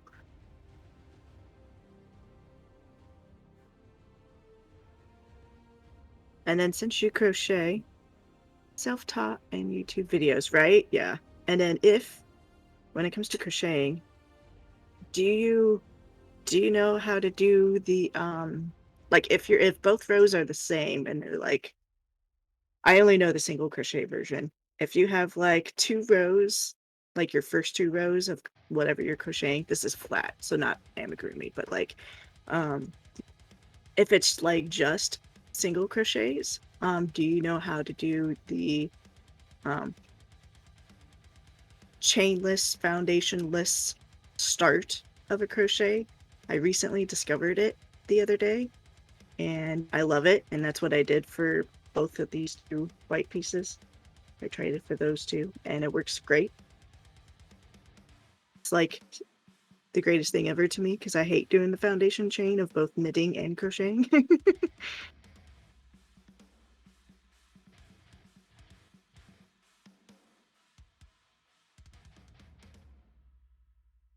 You heard of it?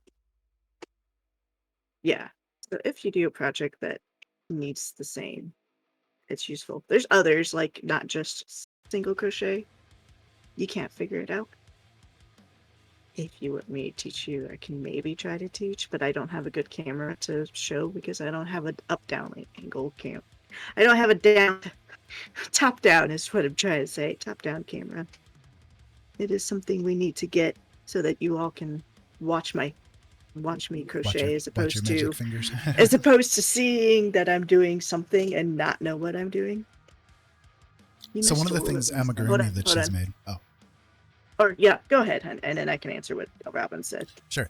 So one of the things that she's made amigurumi wise, I'm into Star Trek. I love Star Trek. I'm wearing one of my Star Trek shirts right now, in fact. But I'm a Star Trek freak. So what she's done is for some of the cast members that have passed away, she's made amigurumi versions of it. So this one right here is one that she made to represent Dr. McCoy.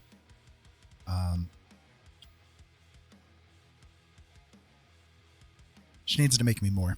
But this one is Scotty. I love it. She put the little Star Trek Delta on there. This one is Spock. With the little hand and everything. And then just because Data is my favorite character, she also made a Data for me as well. So they're over here with me all the time. She needs to make more, though. There have been other cast members that have passed away that she hasn't made for me yet. So, okay, go ahead. Okay, so Robin said she missed what I discovered. So, crocheting wise, if you're doing like, I only know the single crochet version, but I know there's others. If you're doing like, say, you do the foundation chain, and then like the first row, and then you turn it over and you do the next row. If those first 2 rows are both single crochet, or the other variants, just if they're all supposed to be the same, there is a way to crochet without having to do that foundation chain and working your way back. There is a way to crochet the first 2 rows in one go. So, and I did that for both these 2. I tried it out, and it works beautifully. And if I can avoid it, I'm going to do it from now on because I hate doing the foundation chain. Because, the foundation chain, when you work through, it's always a little bit tighter than the rest of the project is, and blah, blah, blah. Whereas this way, it doesn't do that. It's nicer. It doesn't do that. So, that's what I discovered. Oh, wow. Can you do that with the magic circle?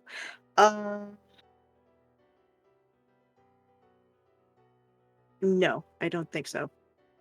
I'm trying to think it in my head if you could or not. I'm not thinking you can. It's not making sense in my head that you could.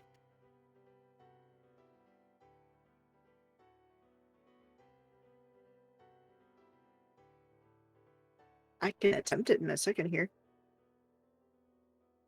I don't think so. But I'm a hands-on learner, so I have to, like, actually attempt it to tell you for sure.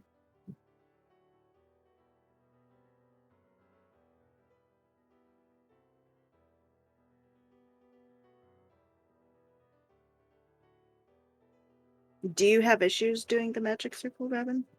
I like doing the magic circle.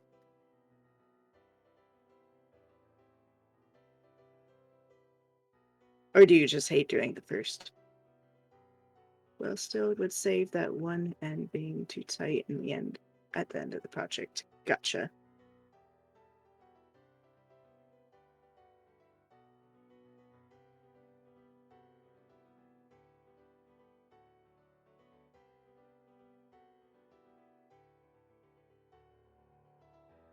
You love the magic circle? Yeah, I do too.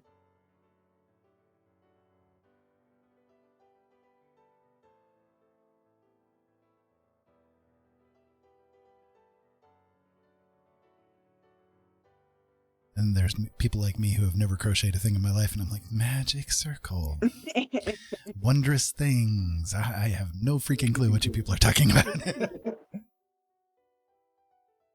I can quickly explain to you what the magic circle is. It's a quick way to for a little while. Go for it. It's just a super quick way to crochet in a circle without actually like doing it flat and trying to join the sides to make it a circle. Right? It's magic. Yes, I totally understand 100% exactly what you're referring to. Thank you so much for explaining it to me. I appreciate it. All right, so I do technically have to do a magic circle next, so let me test this theory out. I will test this out. Also took me a minute to realize there was a British single crochet and an American. It's total witchcraft. I mean, I can get behind the witchcraft part of it, yeah. It's all sorcery. See, when I learned crocheting, I learned from a book, so it mentioned that there was a British and an American, so I thankfully came out of the gate running, knowing that there was a difference, but... Alright, let me see here. Can we do this? I don't think so. No, I don't. Well, I'm going to attempt it. Sorry for my coughing. My throat mix apparently is kicking up on me.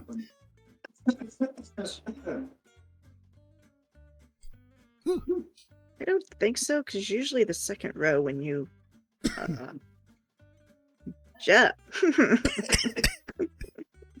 I'm just over here dying. It's usually when you do the next row.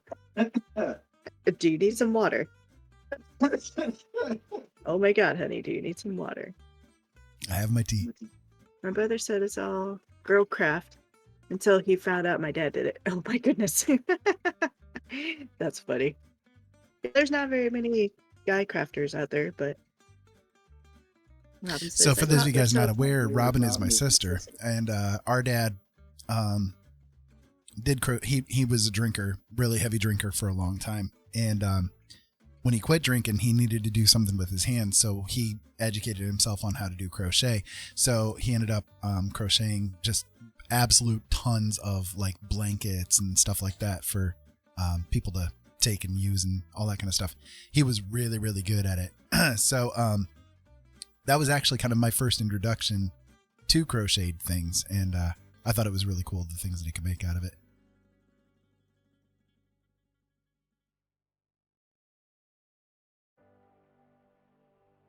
I'm sorry, Dylan, go ahead.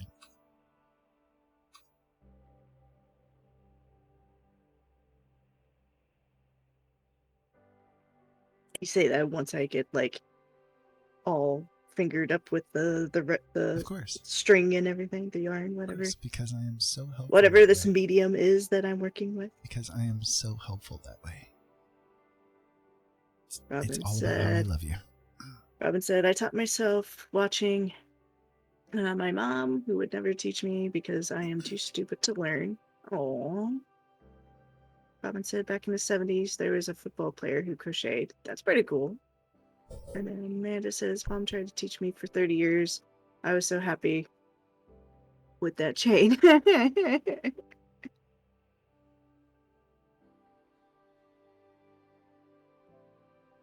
matter how slow I went, I always went too fast. What? With crocheting? Like, she criticized on how fast you went? Or are you meaning for Amanda? You're meaning for Amanda. That makes a little more sense. I'm sorry. I was thinking you were still talking about your thing. Can't breathe, low oxygen. My brain couldn't understand her hands. Magic. Now, see, I learned to knit because Ollie wanted to learn how to knit and had a book / DVD combo set that was made specifically for kids. Couldn't understand it. I had never knit before. So I tried to learn from the same resources, and it confused me too. So I don't know how it was supposed to be made for kids, but it confused me too. And so I had to go out and get a book. And that taught me better. And then I tried to teach Ollie how to knit, and I just felt like I couldn't. Like, I even was like, here's the book I learned, and like, we're two different learners, so it doesn't work very well. I'm the type where I have to do it with my hands, and then I can understand how to do it. I have to fiddle with things. Ollie is not that type of learner, and I'm not really good at explaining things. I don't like. I feel like I fumble with explaining things, so it was just not. It didn't go well. Ollie did not learn. So, okay, so I tried the method with the magic circle, and I wasn't sure if it would work because, with the magic circle, you do the first row as whatever, and in the next row, you always have to increase in some degree. So I didn't think it would work if you do both rows because you do it like you can't really increase that I'm aware. But it actually made it like a tighter circle. I don't know if you guys can really see it, but it like made it tighter looking without me like doing much effort. So I think it's a win. Amanda says, I am great with patterns, but I can't understand things from any mirrored things. Like, it has to be from my view. Gotcha. See, I think Ollie's the same way as that, Amanda. Yeah. Because I have tried to, and it just hasn't, like, I have successfully been able to teach Ollie how to purl. I'm trying to remember which one it was. I'm positive it was purl. I think it's purling, yeah. Yeah, I'm positive it was purling. And that's like the only one that they're able to do, despite the fact that I know knitting. The knit stitch is technically supposed to be easier than purling, but they learned that one. So it is what it is. So, and that's kind of as far as they got, as far as I'm aware. And then, so I knitted a bunch, and then I was like, let's try crochet. I didn't think I'd like crochet. You can ask Ira. I bitched about it a lot. I didn't think I was going to do it. Yeah, she did. Yeah, chat is supposed to be in slow mode. You can ask your daddy about that. I asked him as the show started if you still wanted it in slow mode. Slow mode. I can talk. Doing it for the Ollie. hay raid purposes. You managed hats from those loop things. Hello, Ollie. How is the Ollie doing?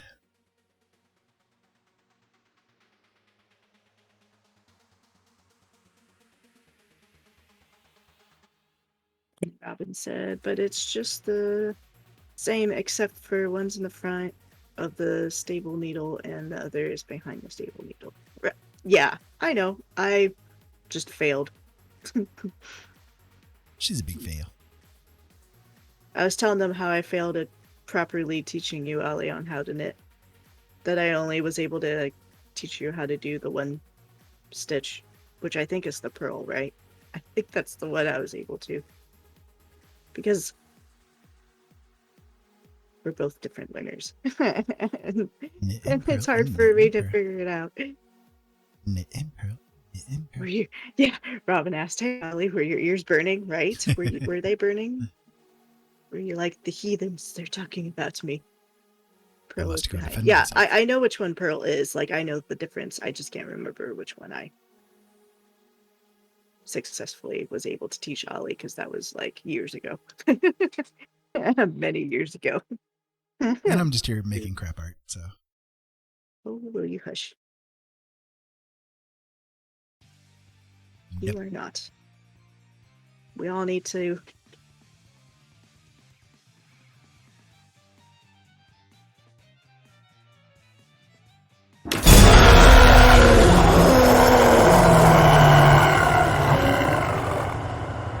Jolene, I'm gonna kick your butt. Don't call it crap art then.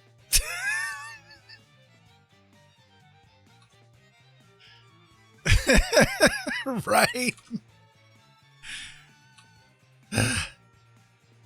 Me too, darling.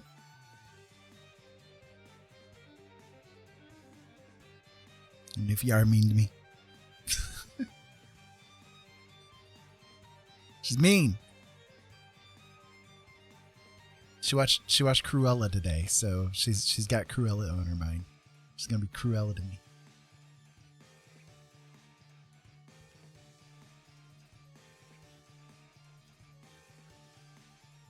Oh, exactly.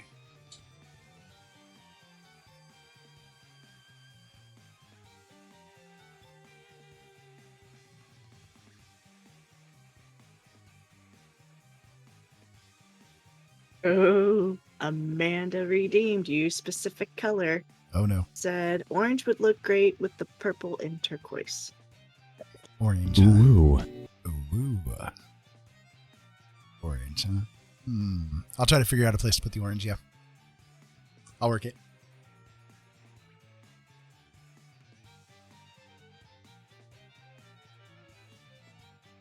Work it, boyfriend.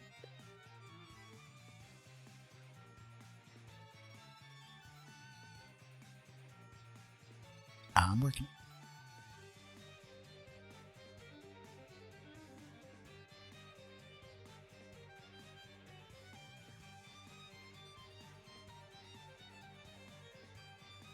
Amanda said Galaxy is great with oranges.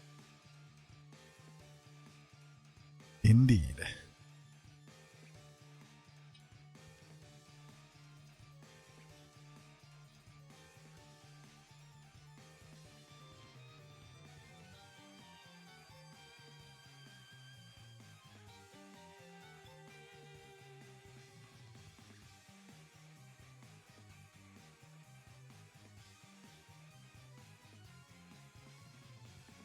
Yeah, it's raining like crap here.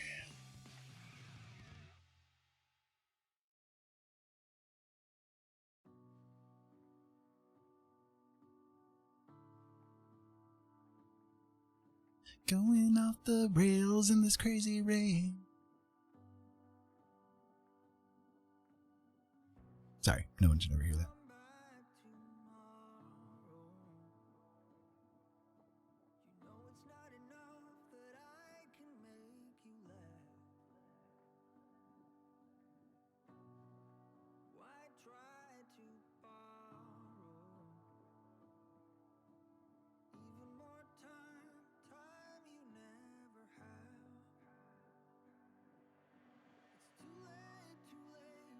Robin said it was here. My garden is dancing with glee.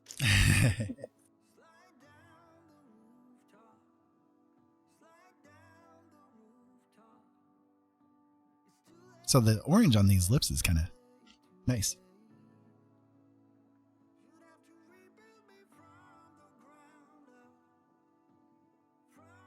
I'll have to work it in there. But yeah, getting the layout of it. That works.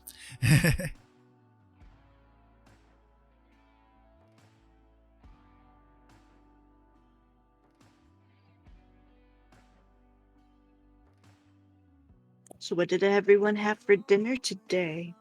We had chicken noodle soup And pizza. and pizza. Can't forget the pizza. How dare you forget the pizza? What did it ever do to you? Right, of course, Ollie. I know what you had. We have an issue if I don't. Well, I don't know. Maybe they ate something else. Robin said smoked sausage and fried potatoes. That sounds pretty good. My tummy would not be happy with that right now, but it sounds really good. God, that would be delicious right about now. Don't forget, there's a leftover brat in the fridge. Oh, I know it's there. Mm-hmm. I know it's there. Wolf said burgers and fries. Can't complain with burgers and fries.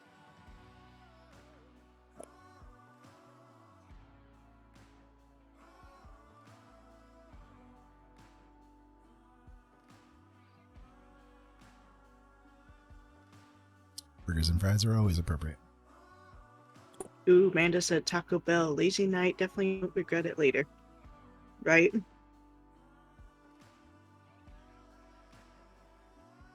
My taste buds love the idea of Mexican food. But my guts right now say, no. Robin said Bill had leftover chili. Even more food than my tummy would be like, nope.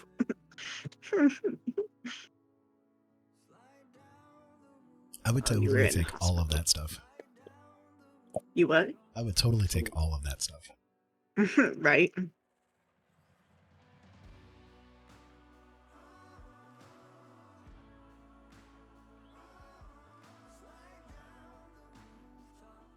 Why you no cook it? Do what? Why you no cook it? I was gonna say we couldn't hear what you were saying just a moment ago. Oh no. Why I no cook it? Because I'm not feeling good. Why you no cook it? Because you'll get aches.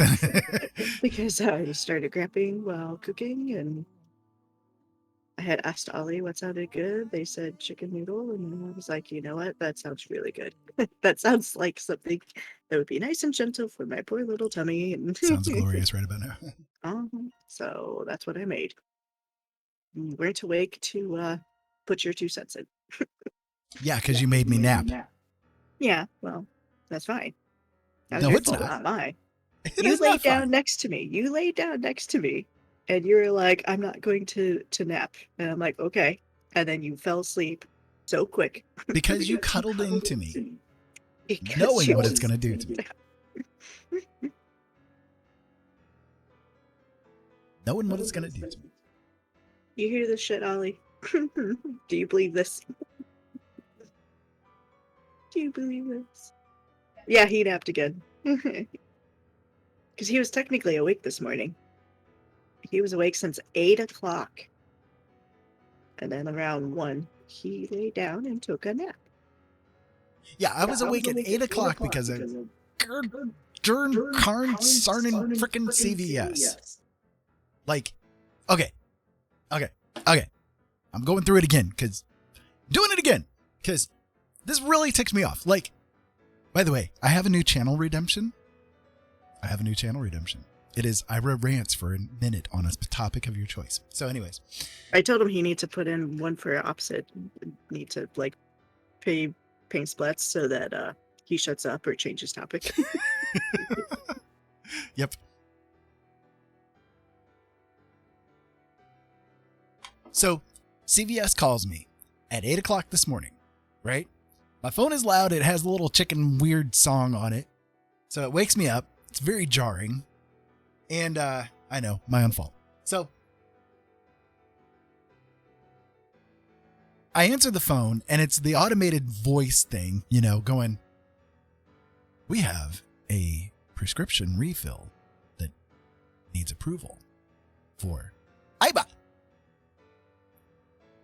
please press number 1 if you would like to talk to a pharmacist. Okay. So I push number 1 because I'm like, I have no, like, where is this magical prescription coming from? I have no clue. I've not been prescribed something for ages, you know, like I'm clueless.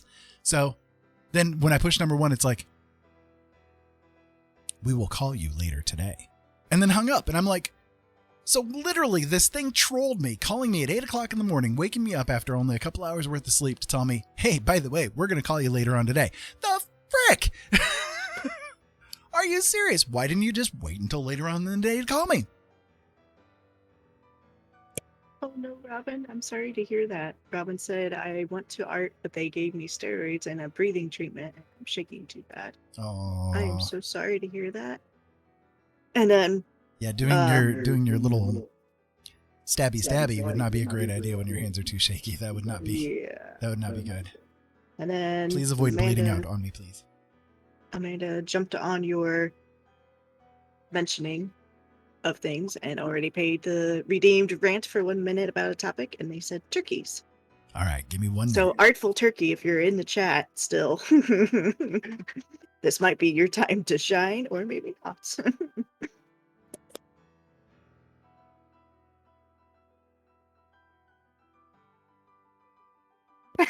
and then after that, Robin redeemed rant for 1 minute and for about people that rant. So this will be fun. So turkeys, and then after that, about people that rant. All right, you gonna time me?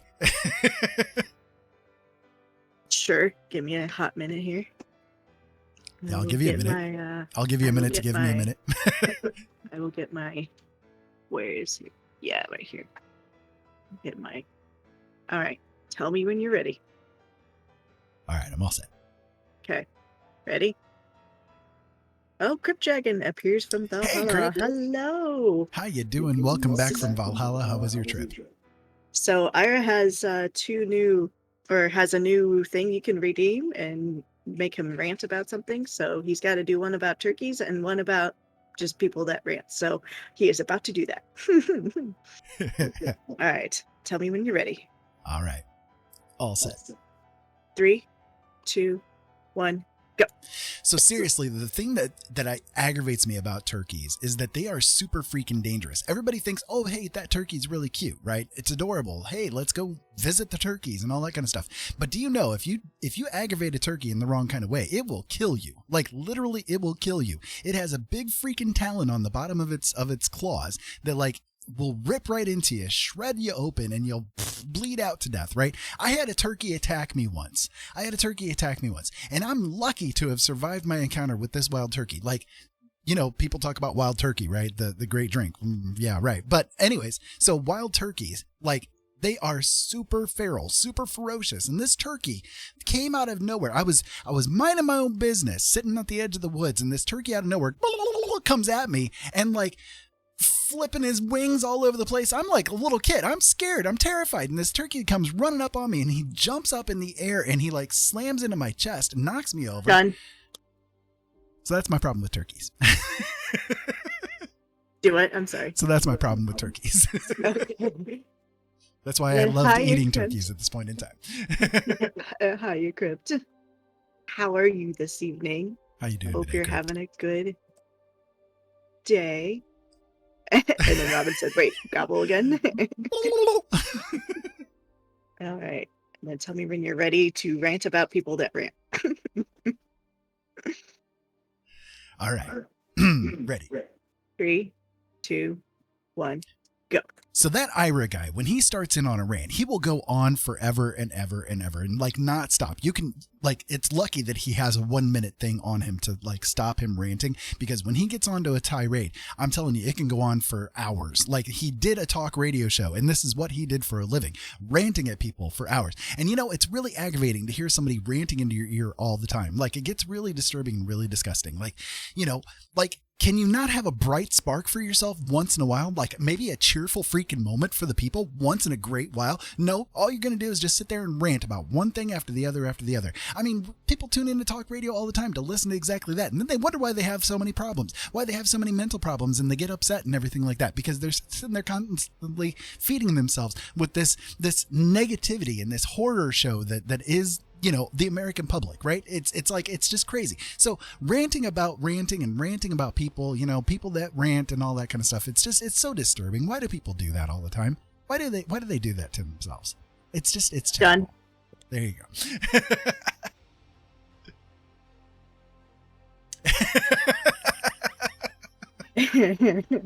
Love you guys.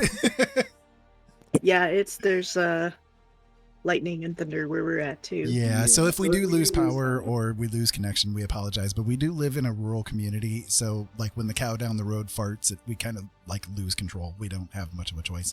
Although so, we are just about done with the Yeah. storm. Like there's maybe a half hour left. We're really almost done.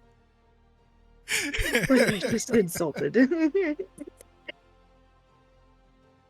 It was a generalized conversation. If it pissed you off, then you must have gotten triggered. I'm sorry. So yeah, anyways. I just added that redeem a couple of days ago, and you guys are the first ones to use it. So thank you for making use of it.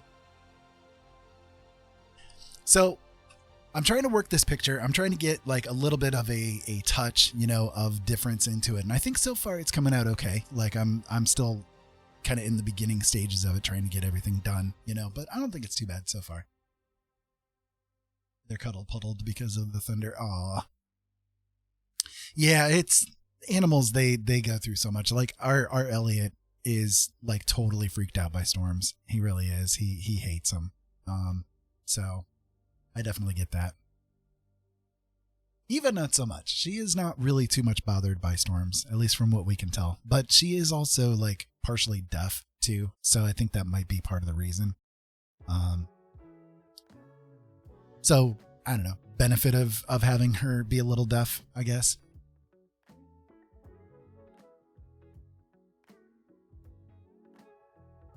You live in a rural area too, so you definitely understand that we live in a community kind of where you ask for directions and they're like, oh yeah, go past there where Johnson's dog used to live, and turn right at Mabel's cow. Although legit, we are near like Amish. Like Yeah, we have driven side by side of horse and buggies more than once. yeah, quite a few times. I mean, we don't mind. Don't get me wrong, we don't mind it. Like it's not bad, but there's only like 5,000 people that live here, and it's kind of backcountry sometimes.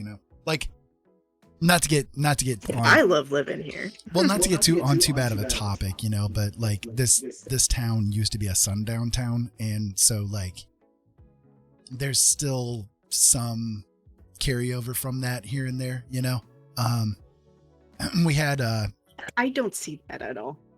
yeah, well, it's not as prevalent, but like a couple of weeks ago we had here at the school, one of the public schools, they like for years now they've had a pride flag up in the classroom, and one person complained about it, so now they have been going through all kinds of school board meetings and all that kind of stuff. What do we do with this flag? Do we remove it? Do we take it down? Do we leave it up? Oh my goodness, what do we do with it? And finally they've decided, let's just take it down, and it's like, because one person complained about it. I mean, come on, it's been there for years and one person complained about it, and suddenly it's a big freaking problem. I don't know. It doesn't make any sense to me. So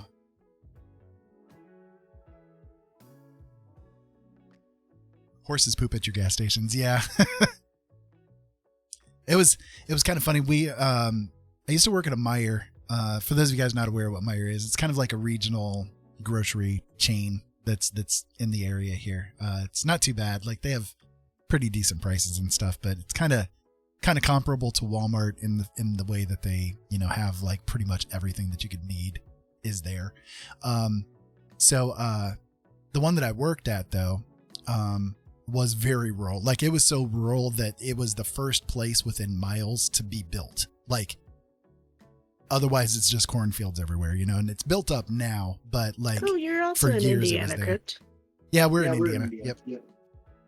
Are So too. They are too. I caught that. Okay, I'm sorry.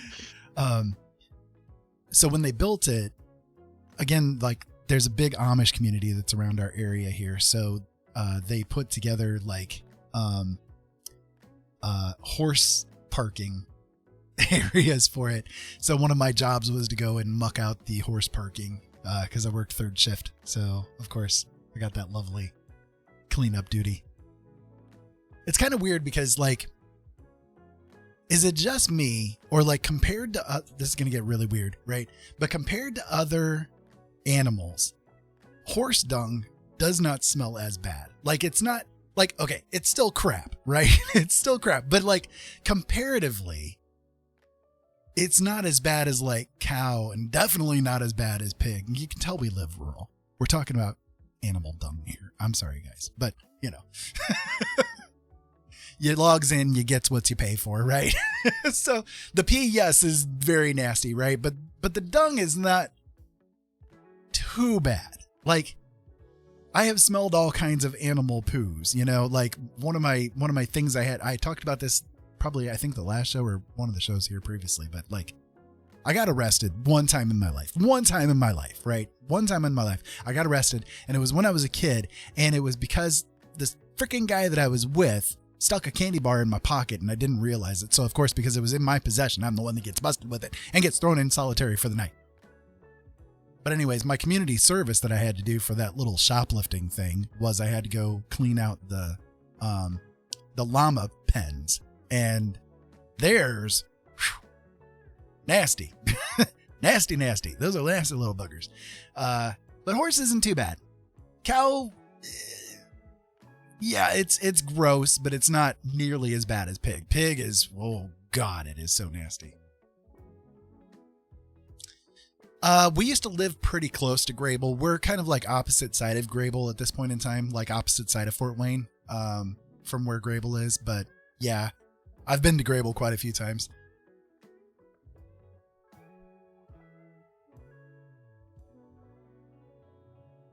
We live closer to Ossian and Decatur area. Yeah.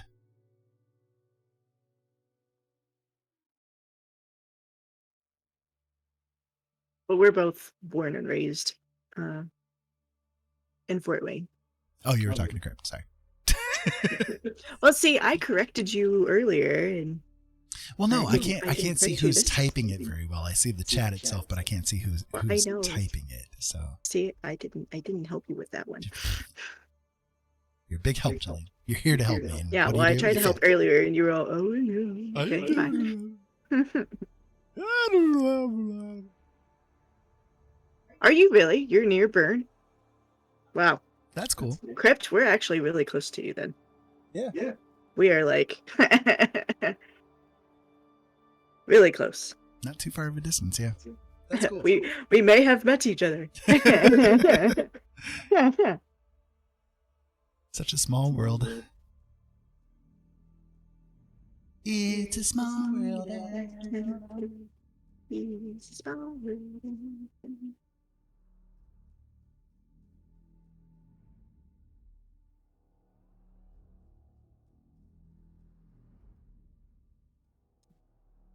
I'm not sure if I'm really happy with this face, but I'm working it. Work it, boyfriend.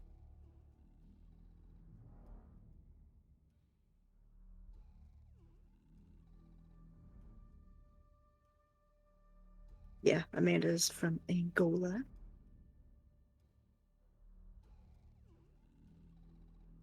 Indiana represent.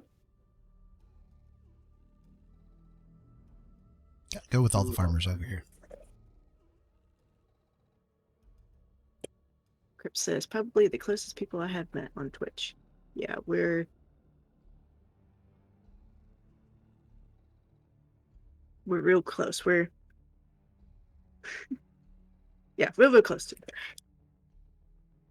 Don't dox us now, darling. I mean,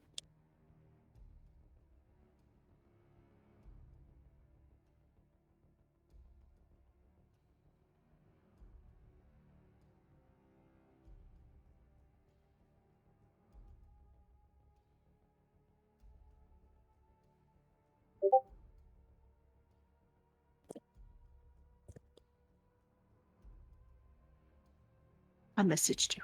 I see that.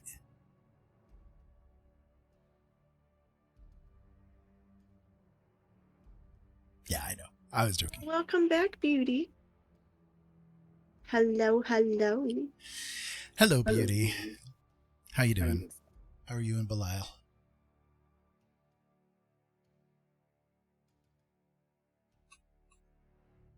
You missed it. You missed it, beauty. So one of the things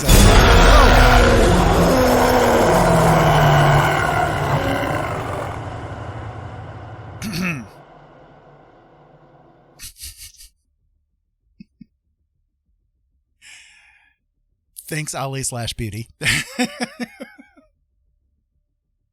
So I have a new thing on my channel now. It's a channel redemption you guys can use to make me rant on a topic for a minute, and it's been used twice while you were gone.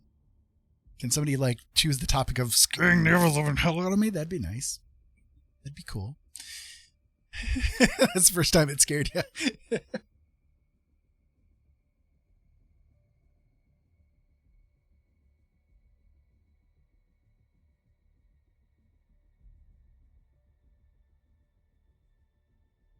So I'm working this, like, figure here, and I'm not sure if I like it.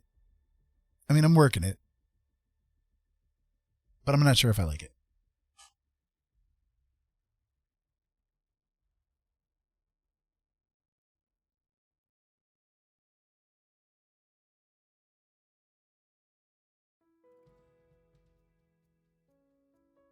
Yeah.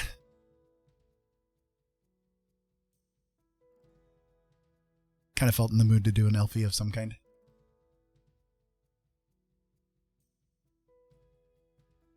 So that's what you guys are getting.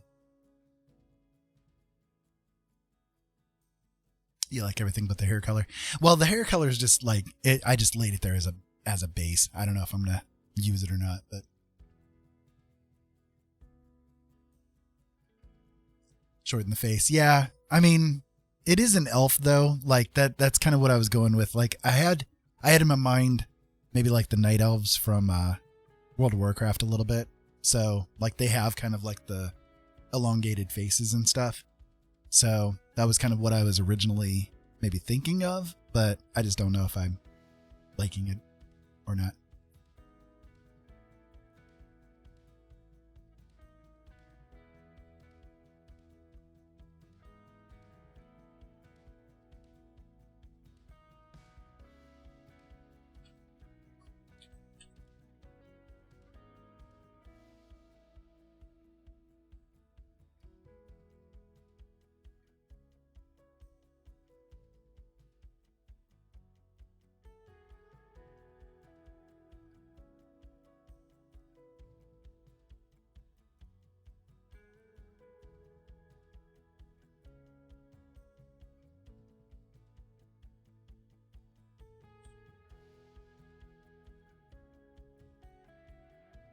How much is that going to mess everything up? A little bit, but not too bad.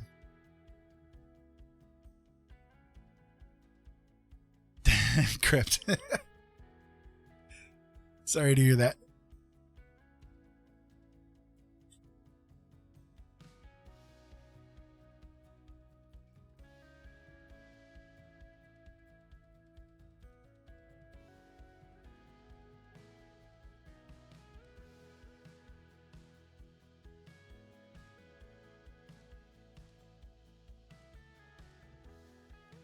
Okay, where are things getting screwed up?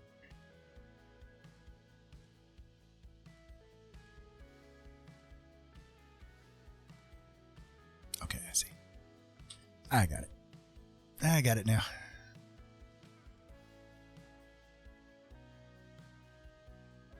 I see, said the blind man to the deaf man.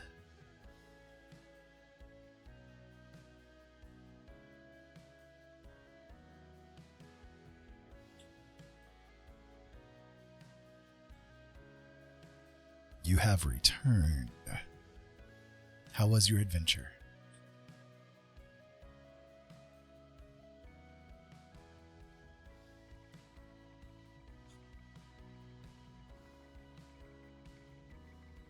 Speak to us of your travels.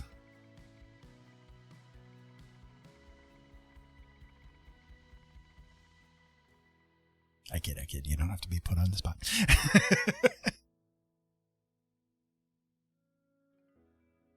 but we're putting you on the spot.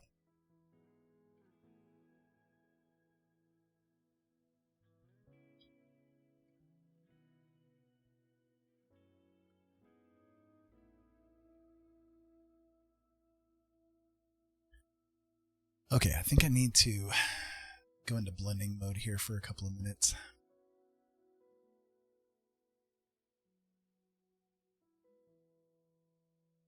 Just help rectify some of the things here.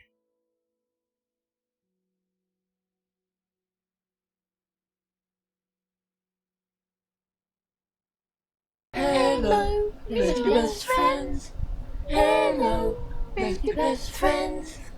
Hey Grumbly, come on in. Welcome aboard. How you doing? Punch is on the left, pie is on the right. Waitress has been on her feet all day. Please make sure you leave her a tip. Avoid the soup. It's been a little off today, but either way, welcome to my pit stop on the Information Superhighway. I hope you're having a really good day. So we're kind of working on a little bit of a weird piece here. I don't know where I'm going with it or what I'm doing with it, but I'm giving it my best shot. Needed to do a little practice on faces, so I'm kind of doing a little bit of blend mode at the moment to try and work out some of the brush strokes here. But you know how that goes. So come on in. Grumbly, for those of you guys not aware, Grumbly is an absolutely gobsmacking amazing artist. I love his work, and if you guys have never checked him out, make sure you guys do. If you don't mind dropping Forget a little, Horny Joe, you're in an actual prison. You're literally a convicted felon. Death row.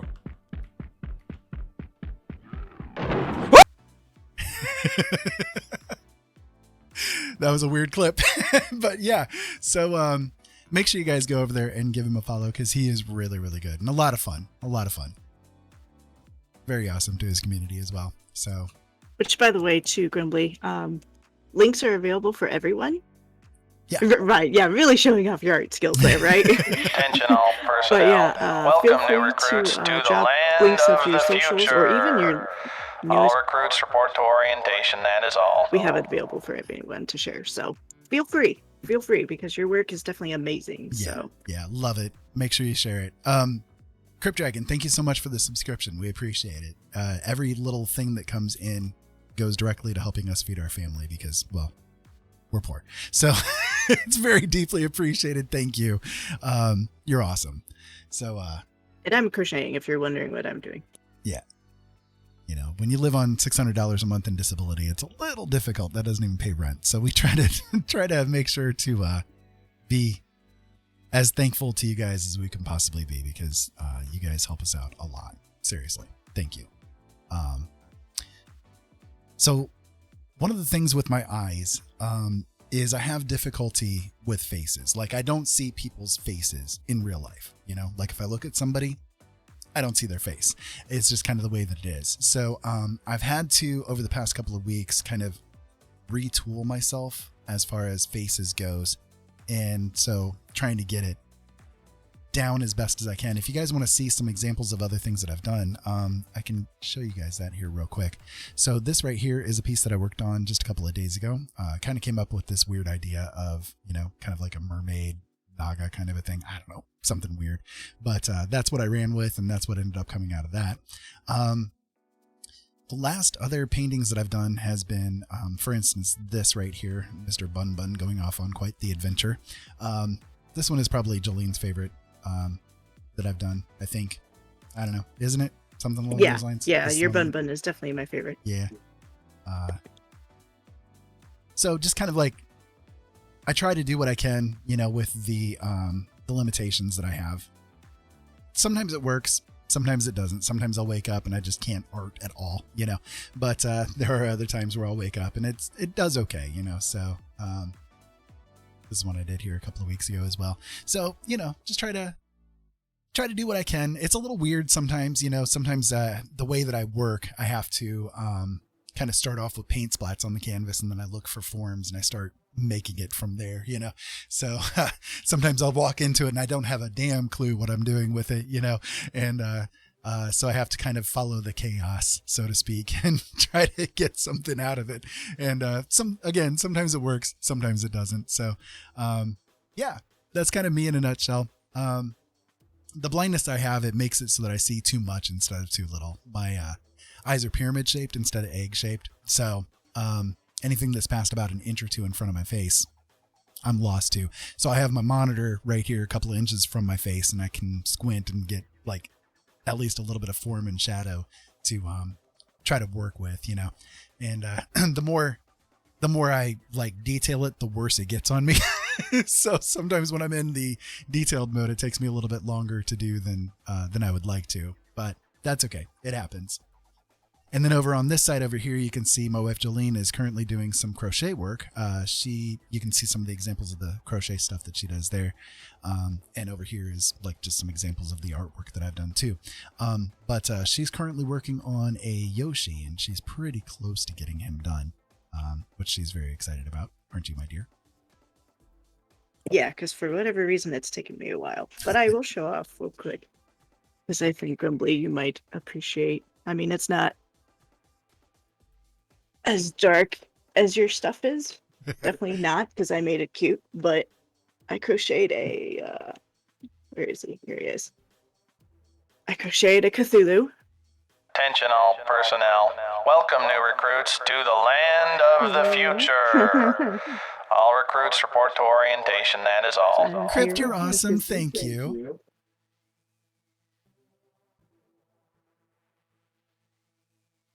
Yeah, I really like that Cthulhu. Or as Artful Turkey, I think it's Artful Turkey, has said, he's called him Squidward's puking up spaghetti. So,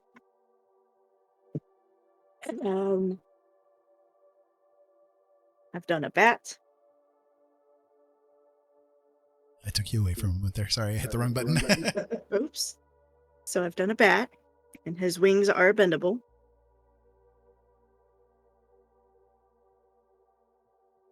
So he's a bat. I made him for Halloween 2 years ago.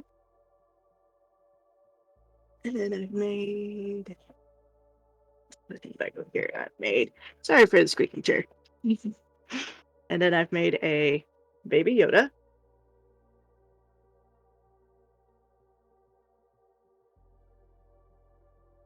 And I've also made a Kirby. And then Ira should show you, I've also crocheted a Ender Dragon. Yeah, I can show that here. Okay. Yeah, I don't use patterns.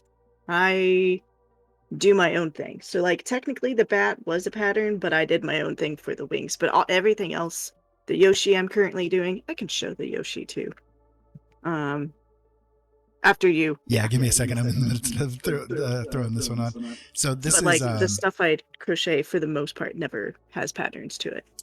So this is something that she made, and I love how this came out. It's Ender Dragon from Minecraft, and it was massive. So we took a picture of it compared to a queen-sized bed, and that's this right here. So it's like it turned out just freaking massive, you know? Like I love how it came out. And so she made it originally for our son, and he decided that he didn't want it, but he was kind of a little younger at that time, and I think that it kind of intimidated him a little bit. So we ended up giving it to somebody else who didn't even say thank you. You know, it's like, really? That was a lot of work. And the dude just like, oh, okay. Yeah, great. You know, it's like, all right, whatever. So this is currently Yoshi. I think he's coming together pretty well. Yeah, I still have to put the turtle shell on him, which I do have crocheted, but I'm in the middle of, so Attaching he's got his everything. mouth, well, kind of his mouth. I still have the cheeks I have to put on. I'm kind of embellishing another part of the mouth because, you know, his mouth's usually open because, you know, choo-choo. So I'm kind of trying to do something like that. So Nice sound effects. right? So yeah. So this is my Yoshi. He's kind of spread eagled, but he needs to get worked. Yoshi's ready to have some fun. He's ready to have some interesting fun, yes. All right.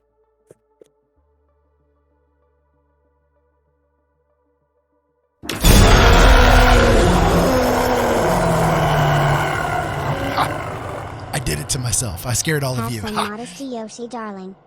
Right, exactly, Ollie. Yoshi needs some modesty. So, yeah. Anyways, that's kind of what we do. We're just all, you know, here to have fun with people, have conversations, whatever's on everybody's mind. We love to talk about. And, By the way, Ollie, yeah. if you haven't seen Grumbly's stuff, you need to look at Grumbly's stuff. Yeah.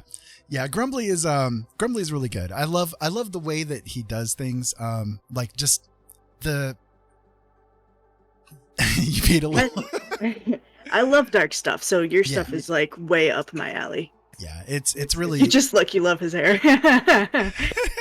it's really cool, like the way that you can come up with that dark stuff like out of the mind. You know what I mean? It's excellent. You do great work, and I'm very you inspire me, you know, to say the least. So glad that you're here.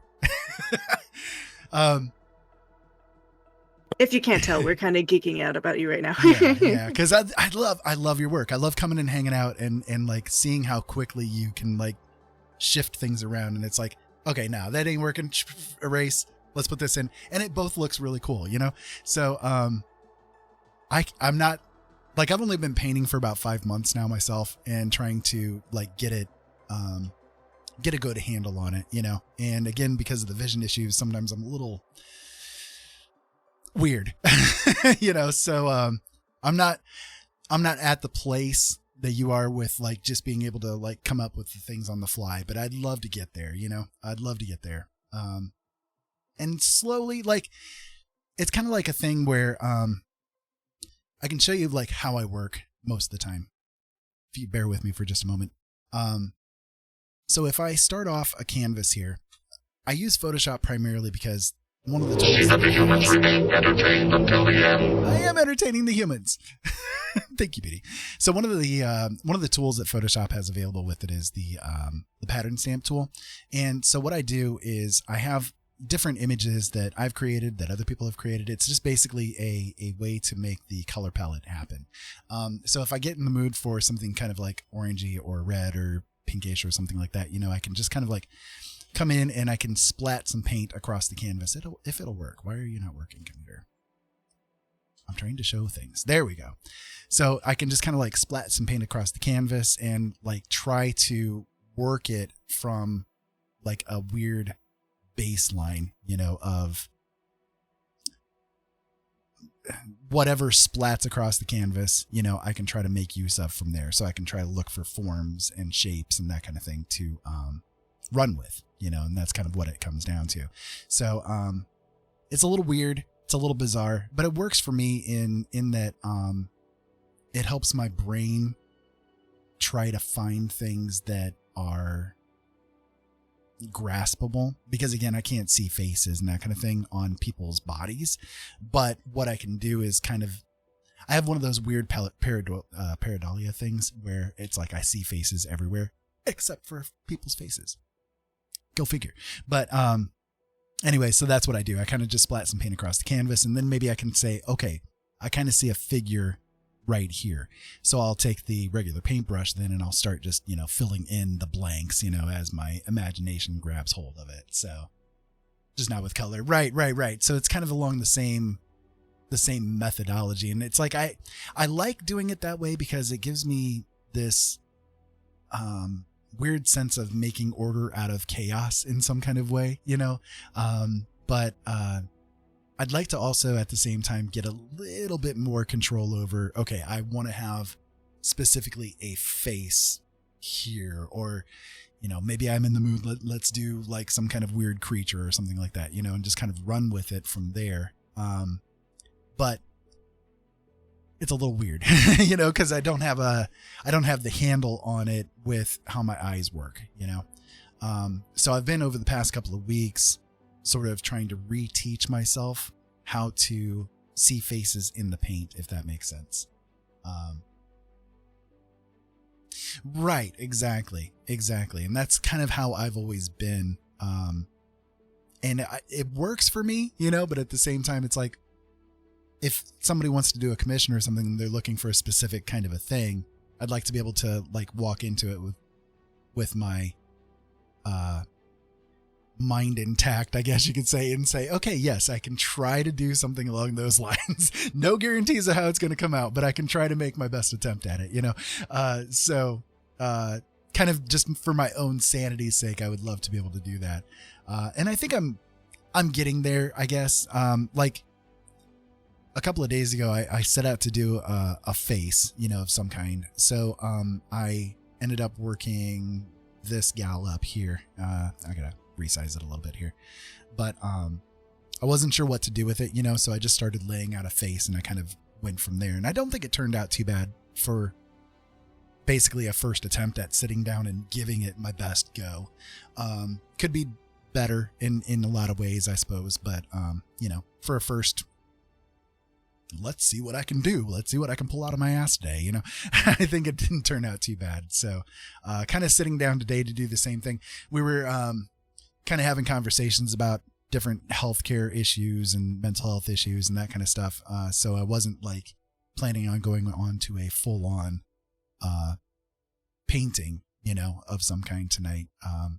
Mostly because, again, with my eyes, one of the problems that I have is, I get high drops, and basically that's where fluid from inside of the eye seeps out through the scars that are on my eyes, and it'll cause a blister to happen, and it feels like a stone is in your eye all day long. And I could feel that kind of coming on this morning when I woke up, and so I've got to keep from straining my eyes as much as I can, because if I do, I know it's going to go full on into it, and it's just going to be a miserable experience, and I don't want to be a miserable bastard. So most of the time. But yeah, so that's kind of what I've been working on today, is just let's see what we can do as far as a face goes, and pull it out of my hat and see what happens. So right now I'm kind of going into a bit of a blend mode and seeing if I can get it to work out a little bit better than what it is. Right now it's really rough, so.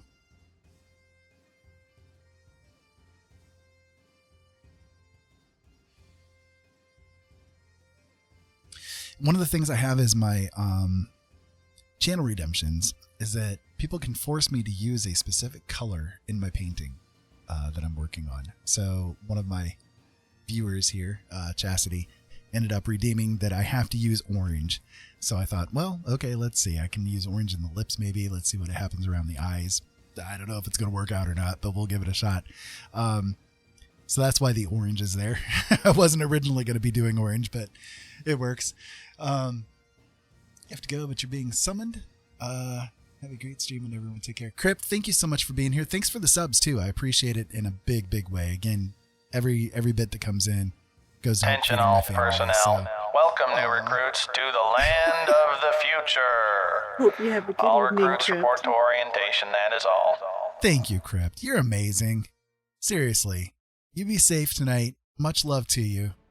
Have fun no matter what it is that you're doing.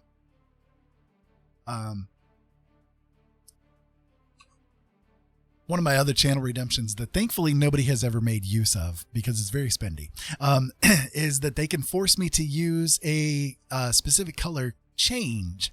So like changing red into yellows or red into blues and all that kind of stuff. Oh wait, actually only you did that once, didn't you? You made me do a complete color change one time. Yes, Ollie did. And Yeah. then, by the way, real quick, I redeemed Dad Advice Moment, because it's been a while. Oh, dad advice moment.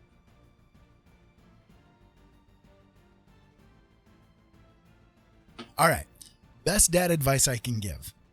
Make sure, no matter what your mental status is, what your physical status is, no matter what it is that you're going through in life, make sure you take care of your teeth. For God's sakes, please take care of your teeth. They're going to be with you for your life. And having bad teeth is like one of the worst experiences that you can have. It is horrible. So listen to Ira. Please make sure you take care of your teeth. That's the best dad advice I can give to anybody. I mean, it's better for other people too, because obviously if you have really bad oral health, nobody really wants to be around that very much. But anyways, yeah, it'll keep you from being miserable with that. You can be miserable in every other way, right? But it'll help you to not be miserable with that on top of it. So there you go. Best I can give.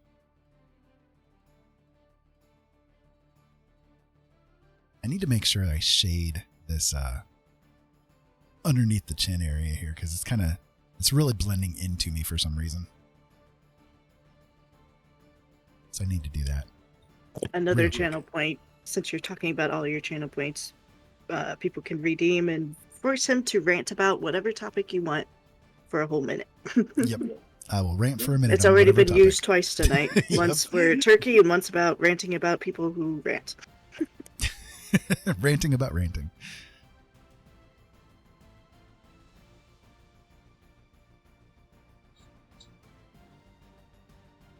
I also, as of now, for those of you guys that aren't aware of it, I do actually now have prints available. Yeah, that's right. I have prints available. Finally.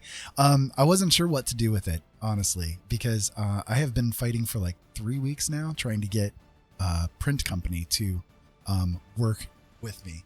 So I'm trying to figure out like what to do, but I've figured out maybe how to get prints done. And so I do have that available at this time. So just slipping into a lurk to make some food still here. Okay, great. Sounds good. What are you having for dinner or lunch? You're in the UK, so it's probably like lunchtime for you guys right now, isn't it? I don't know. I don't know time zones. Time is crazy. I think it's late night, early morning. Yeah, I think it might be actually.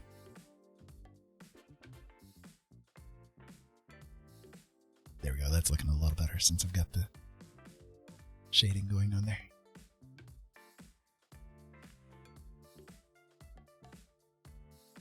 It's not so lost to me now. I've got a little bit more distinction that I can work with. Okay. Back to the mixer brush then.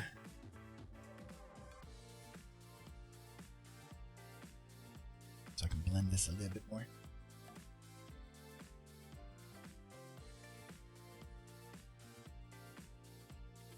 So what's everybody else up to out there tonight? How are you guys feeling? What's going on?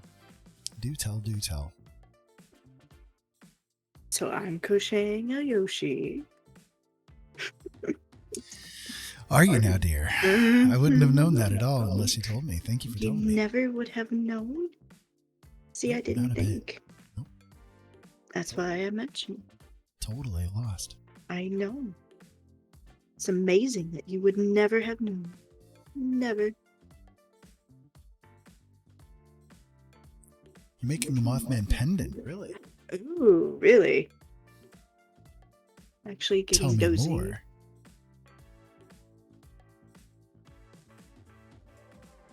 Robin says she's getting dizzy. Or, I'm sorry, not dizzy, dozy.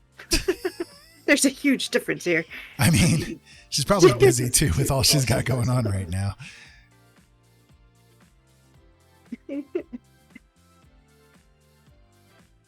Oops.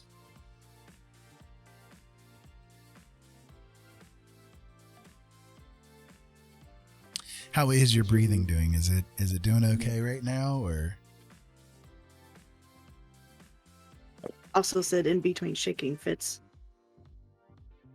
I'm so sorry you're going through that right now, Robin. Jesus.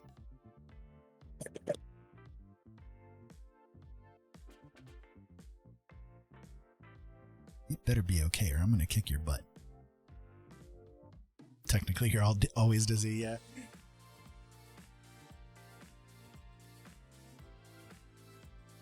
It's like me whenever anybody asks me, well, how are you feeling? And it's like, okay, I mean, do you really want the laundry list? Because I could go into really big detail about how I'm actually feeling.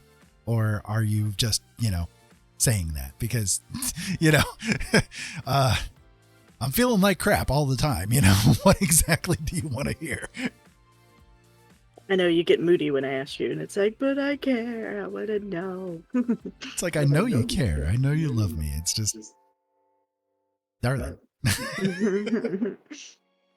Robin Do says, you haven't really wanna checked know? O2 levels, but feel okay. I mean, as long as you feel okay, that's all that matters, right? Yeah. Because I feel you with the whole O2s are weird and... Yeah, if anybody's going to understand that, Jolene will understand that.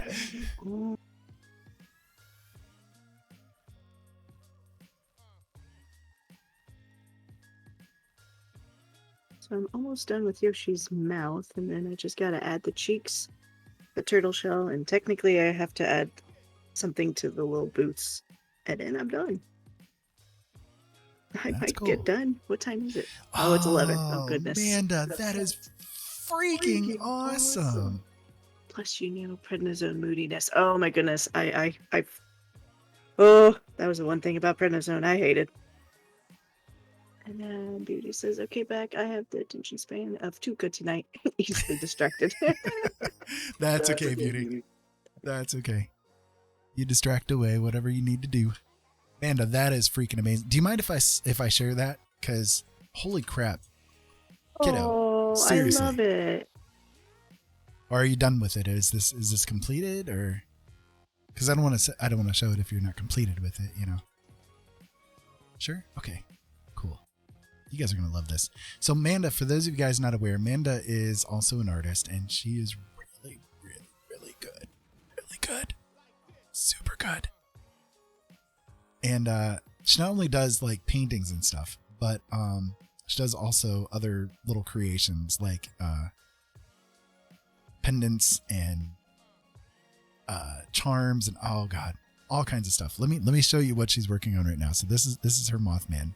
That's not her Mothman. Where's her Mothman? There you go.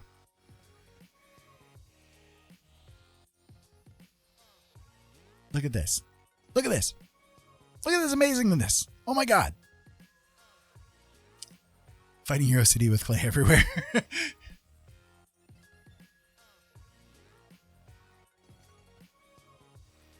Right, yeah.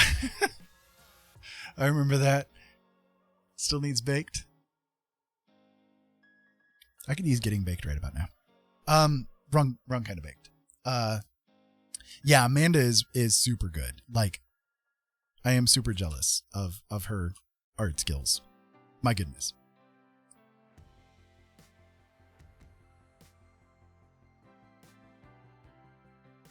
It is super, super loverly.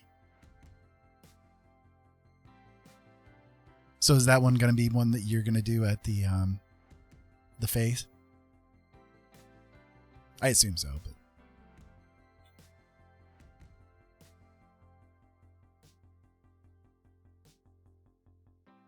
I'm just kind of like laying out a little basic background here for this lady. I don't really want to do brown. Let's do a different color. Because I don't want it to interfere with the face. There you go. Don't want to distract it away from it. You know what I mean?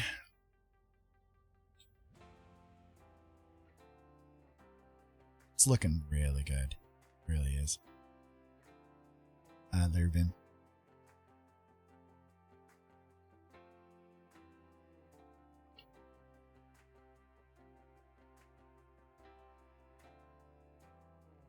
All right, so I think I'm gonna work on the hair just a little bit here too, because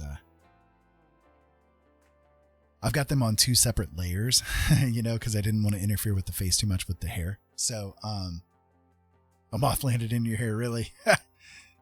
That's hilarious. So I'm gonna darken it up a bit here.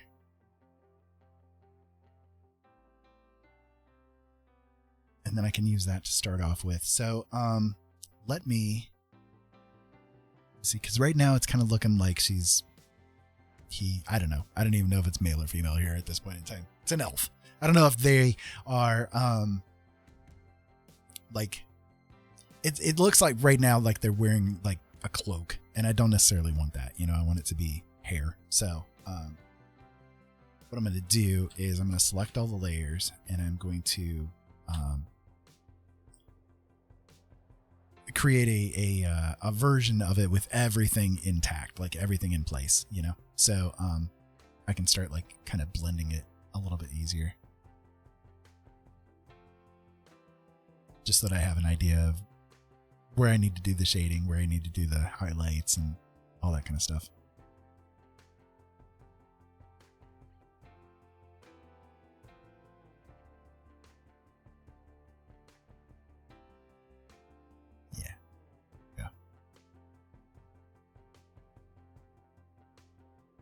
Amanda says, I had to give up on resin tonight because they keep finding their way into my UV lamp. Oh, that's not good.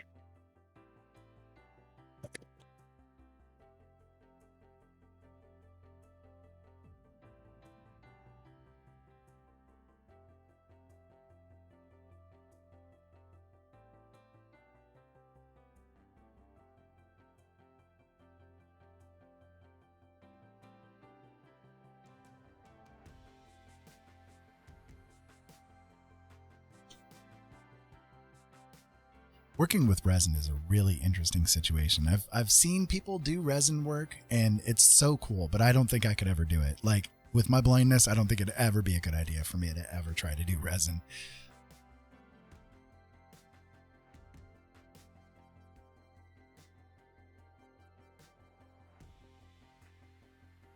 Right? Well, I mean, hey, you can always turn around and tell them that they could sell that for a profit, you know, as an art piece.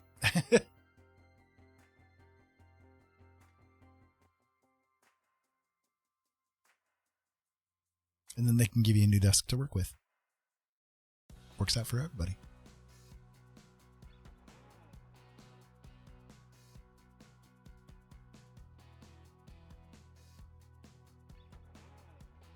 She got a fly stuck in one.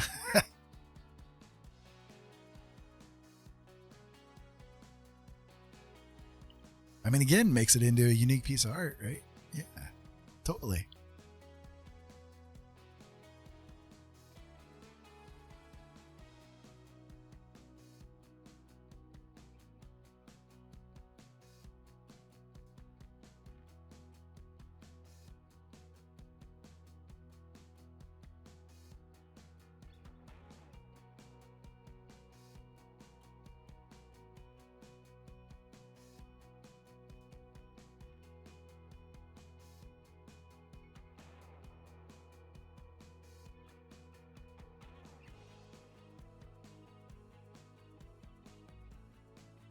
Accidentally on purpose.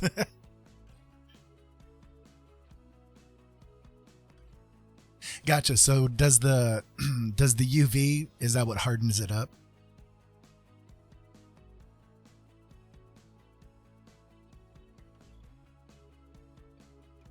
Yeah, she said I use UV, no mixing, and just throw it under a UV lamp for a couple of minutes.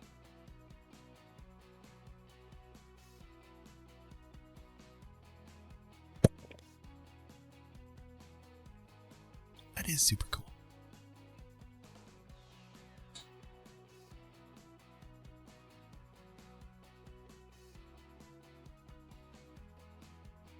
So I'm kind of not a fan of the embellishment of the mouth that I did, but I already attached it, so it's there.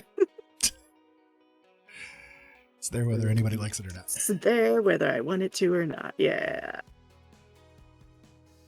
Kind of not too happy with this Yoshi doll. I'm more proud of my Cthulhu, well, my 3 other projects that I've done since streaming. I mean, to be fair though, honey, it's probably because you've been working on it for so long. Like, I guess that's true. Working You on were it so saying- long, you were I'm just saying like, even I'm so yesterday. done. yeah, you Yeah, were you saying said yesterday yes. you were just like feeling really done with it. So it's Oh, probably more due to that than anything. You really. know, you're probably right. I know, I probably am because I know you.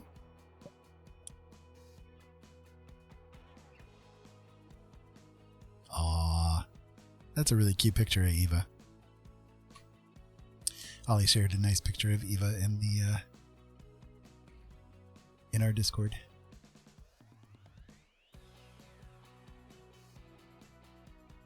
And if you guys haven't joined our Discord, well, we have a Discord link for you if you'd like to join in. I know there are like so many people out there, so many streamers that have Discords, but our Discord has Pi.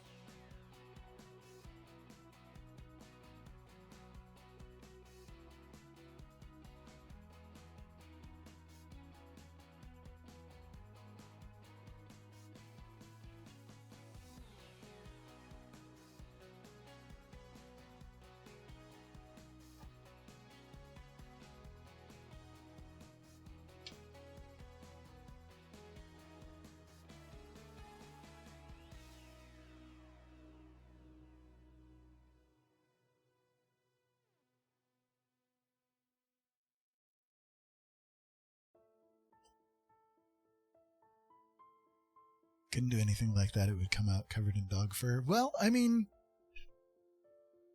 dog fur resin things could probably be pretty cool.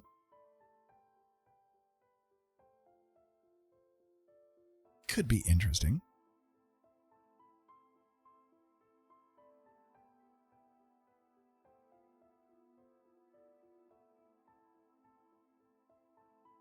Depending on the end product.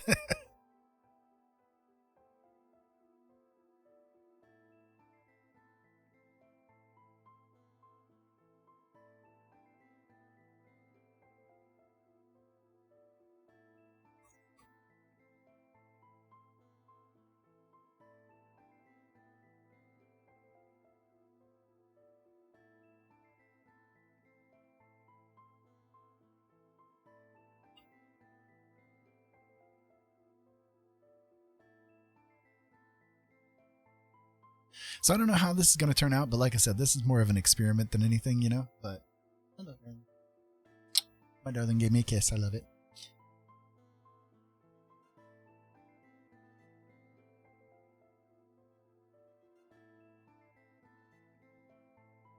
Somehow the scales find their way out of the tanks, right? Yeah.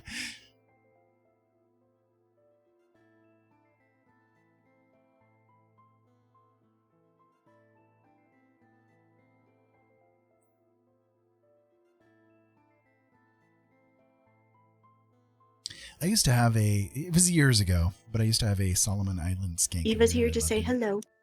Oh, is she? Turn on the camera for you. Kitty. Here we go. Hi, Eva.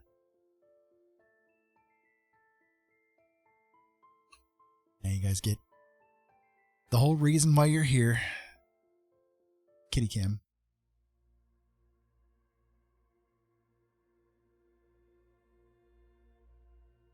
Admit it, this is why you're here. You know.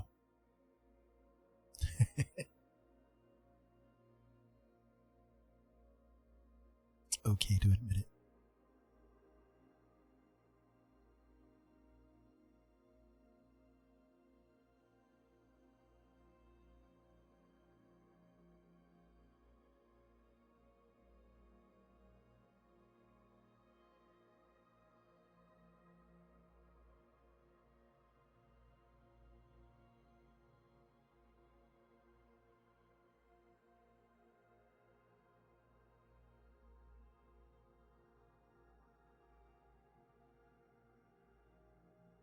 Katie says, at least Eva is not pulling a Tuca.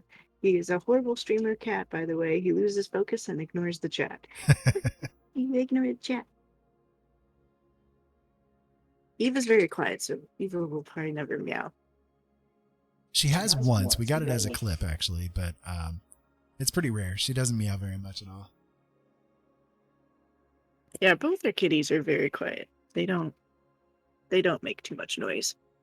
Well, it's like Eva's partially deaf, so I don't think that she's heard a lot of meowing. She meows a little bit, but when she meows, it's usually like kind of more, kind of a weird meow kind of a thing.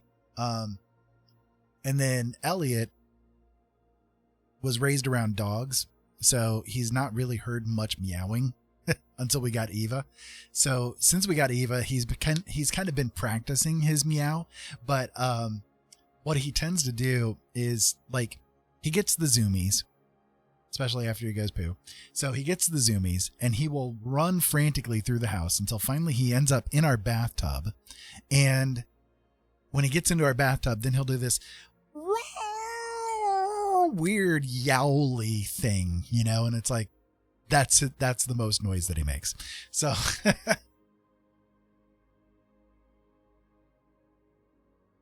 it's like he goes in there to assert dominance over the bathtub or something. I don't know, but he's weird.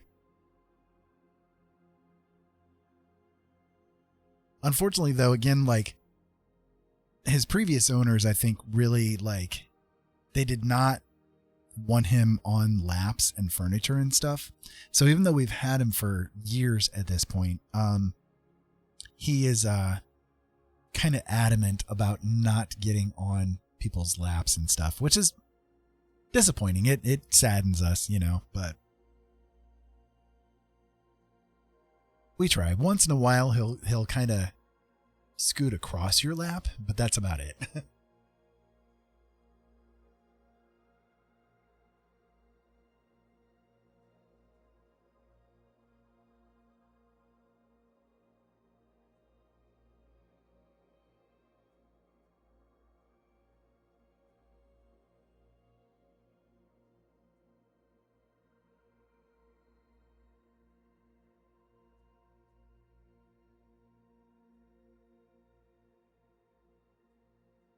We love him regardless, exactly.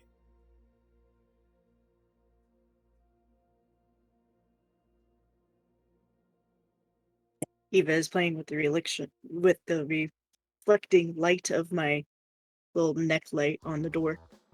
She went running over there. She's like, oh, bye.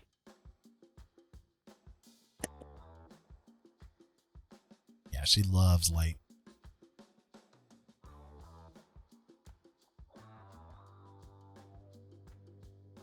Both our cats are a little goofy. What can we say?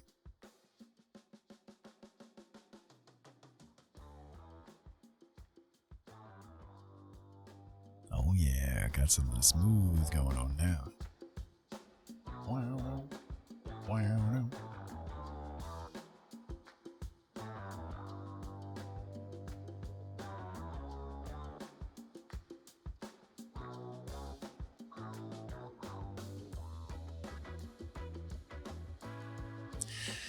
So I am digging how this is coming out so far. I like how the hair is.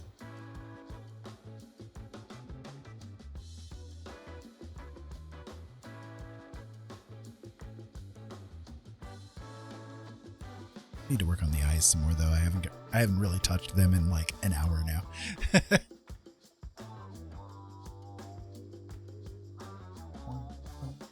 Play that funky music, white boy.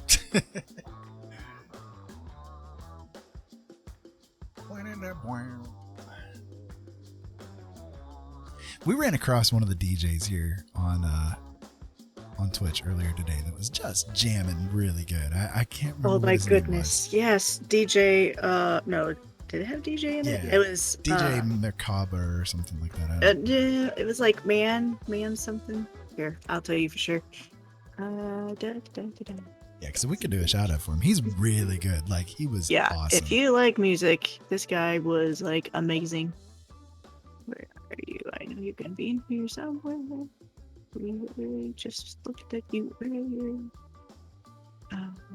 And I know I added him. DJ Immaculate. That's right.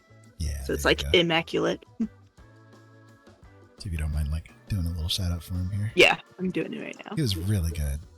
Alright, y'all are gonna see any clips he has. Beauty says, I am so white and it actually sucks. I hate it. Aww.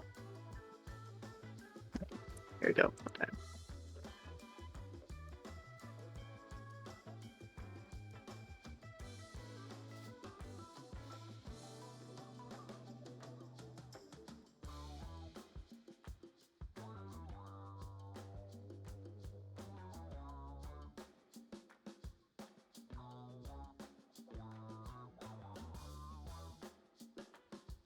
So I guess he has no clips. Nah, probably not.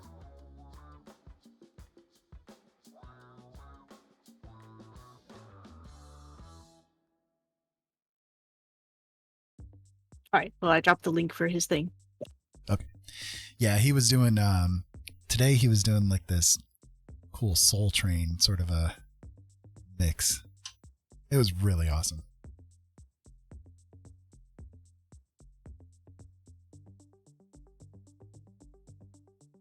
Eva is so silly, so she has no claws, but she's over here clawing, quote unquote, at the side of this desk here. Just literally just on the side of the desk. Yeah. She's really goofy because like, yeah, she doesn't have claws. The previous owners like declawed her both front and back, but she like still does her best to try to like sharpen the claws that aren't there.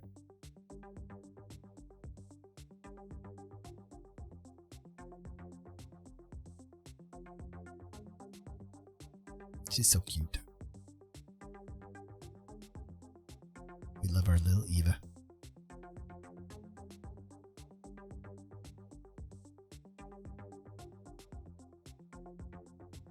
I'm trying to add a little bit of the reddish tones into here. Right, Beauty? Right. Can I rip off their fingers and nails? Or finger and toenails? Yeah. It's, yeah. Yeah. Robin says I went to his channel. He has no videos or clips. What? No, probably not because he does the music, so he doesn't want to have the Oh. DMCA stuff. That's probably it. He probably has live stuff, and yeah. Yeah. He does have a YouTube. He Yeah, if mentioned you the wanna drop the YouTube, so YouTube. give me a second here. Yeah. That I know, because I did add his YouTube, because he's got clips. Let's see here. Where are you on here? I will. Apparently, he doesn't have his name the same. It's just Immaculate instead of DJ Immaculate. Okay. I've not listened to his clips on YouTube, but there you go. Beauty says, someone wanted me to declaw Tuca because he has no teeth. I did his manicures for him. Right? Yeah. No decline. Horrible that we still do it.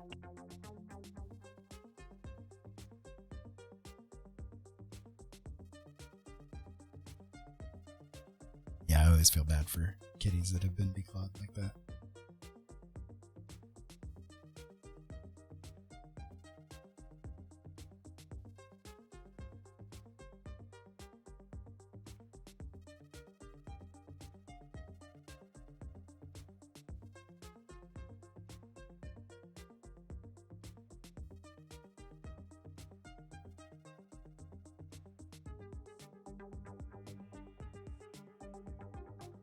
Right, yeah.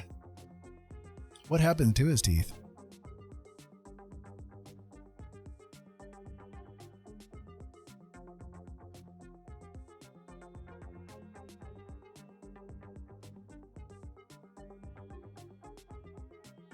I know you had mentioned before that he was toothless, but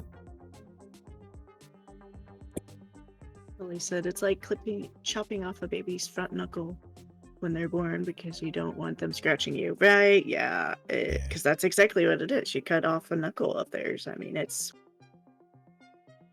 how that sounds like a good idea and a way to show your pet you love them. I don't know, but it's like there's so many alternatives if like you're too lazy to clip their nails or don't have enough things around for them to scratch. That, I mean, there's other things, there's the little things you could put on the nails that will prohibit so that they don't grow so much.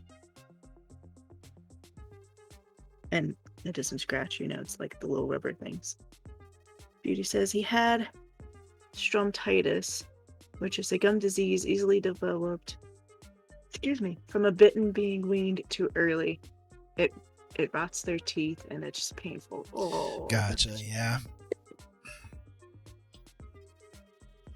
I've never had a cat that had to go through that, but I've known someone that had a cat that had that same kind of thing. So yeah, it's really painful for him.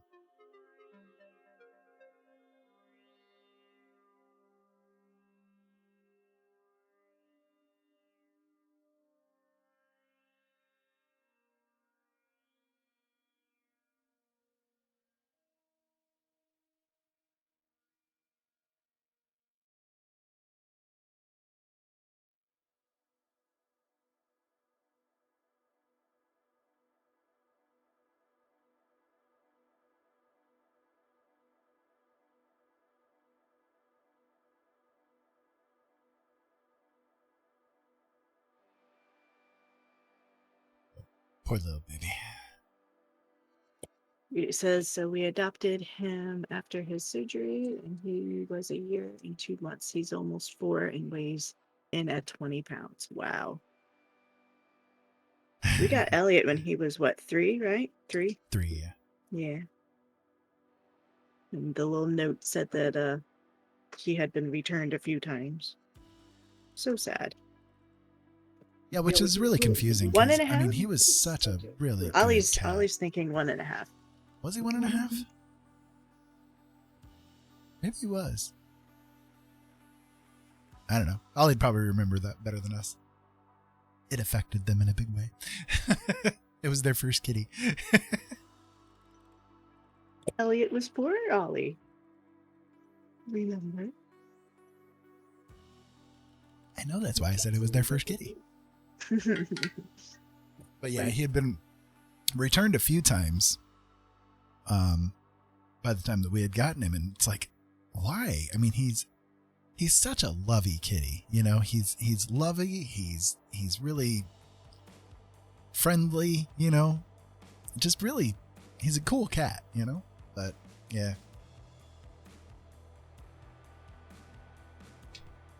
It confused us, but we're like, okay, well, we'll run with it. We'll take him. Yeah, he's kind of become more of my cat lately. Jolene had her surgery in December, and ever since then, he has been like all about me. And I'm not sure why, but it's okay. It works. I'll take it. Because I religiously give them treats all the time and I was missing, so he's like, oh god. Food. Food has missed. The treat giver has disappeared.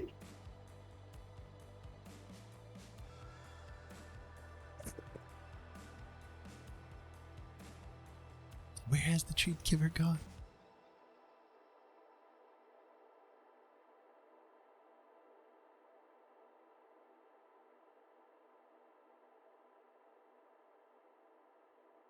Beauty says, Sassy we got when she was 2, and she's now 7 and is 6 pounds. Oh my goodness, very lean, yeah.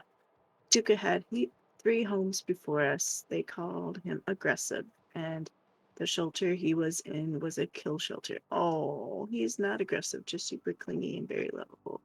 He loves everyone who comes in the house. Oh, that's so sad. That's so sad. Well, I'm glad he's with you guys. Right. Our D&D group, he demands pats from them all. Sassy just watches from afar.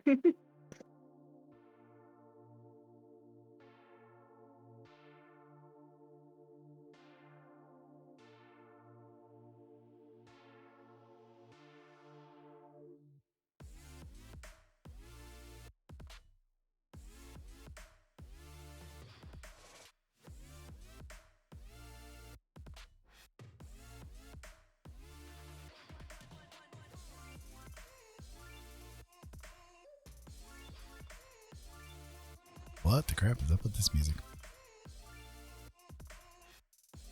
Oh no, it's your music. Ali says our kitties like to investigate my skills coach because she has a dog. Yeah, they always come up and just tentatively just sniff her.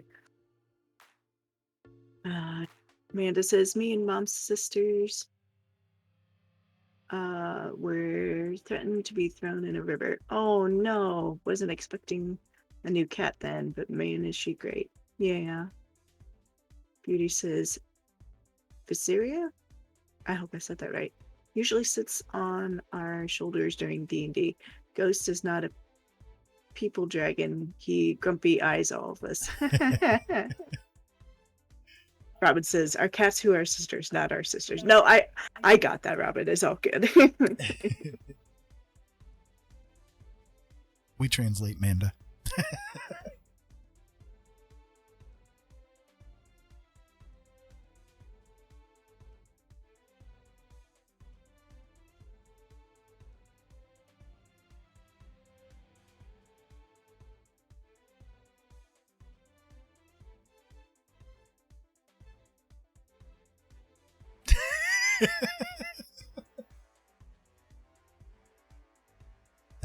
We love you, Amanda.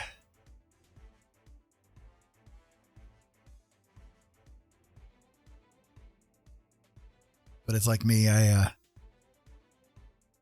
do such strange mistypes and weird things. Jolene has learned how to interpret my data. It's taken her a long time, but she's learned. I just have days where I'm just jumble-mouthed and can't talk right. No way. Who'd have thunk it? I have a lot of days where I know it may sound strange because it doesn't come through as easily anymore. But I used to have a really bad stutter, and over the years I've learned how to control it. So it's kind of weird when I was much younger having a stutter to today, doing talk radio for 6 years and now doing streaming and stuff. Knowing that when I was younger I had this stutter, it comes out the most when I'm really excited or really energetic. You guys will notice it probably coming out a little bit more, but it's I don't stutter specific words like talk or something like that, but it's my stutter is I repeat words. And usually it's like a section of 2 to 3 words that'll happen. Thankfully, it doesn't happen as much anymore, but it was pretty bad for a while.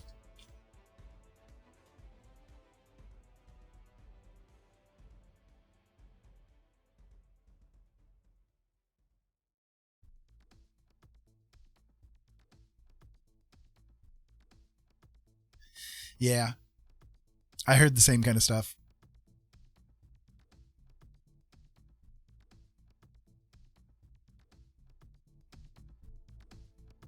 Then Jolene had a heck of an R and L thing.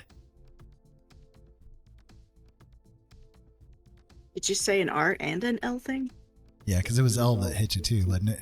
No, just R. Just Here. R? Elliot is coming to say hi.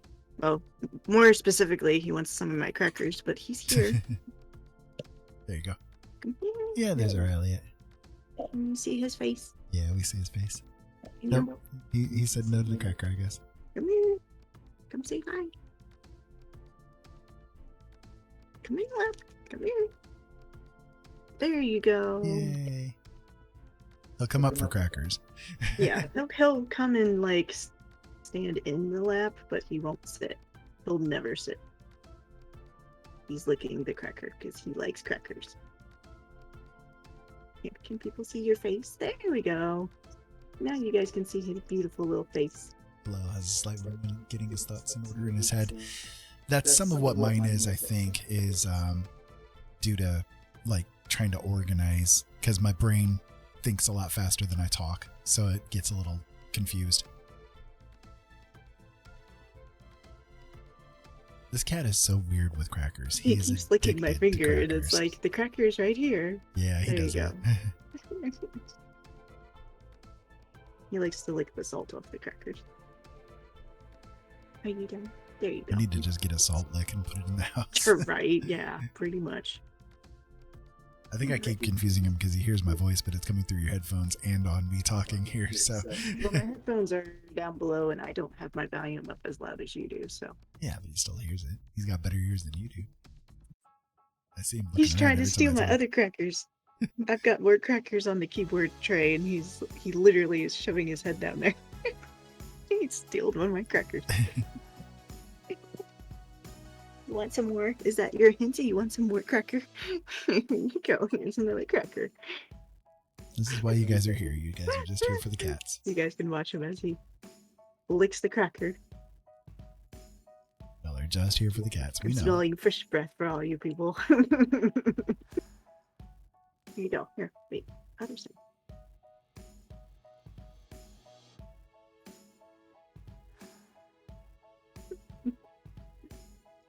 We know the deal.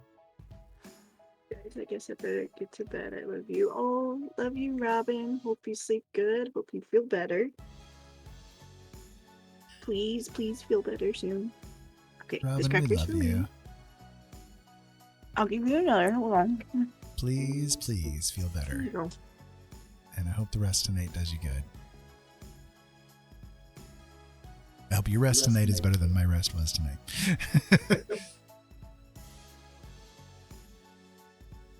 I'm licking my thumb, Elliot. There you go. Apparently, he really likes these.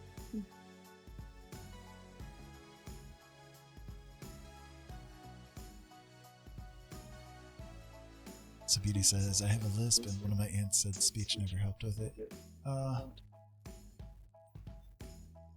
Doesn't really come through much on stream. Who? Beauty.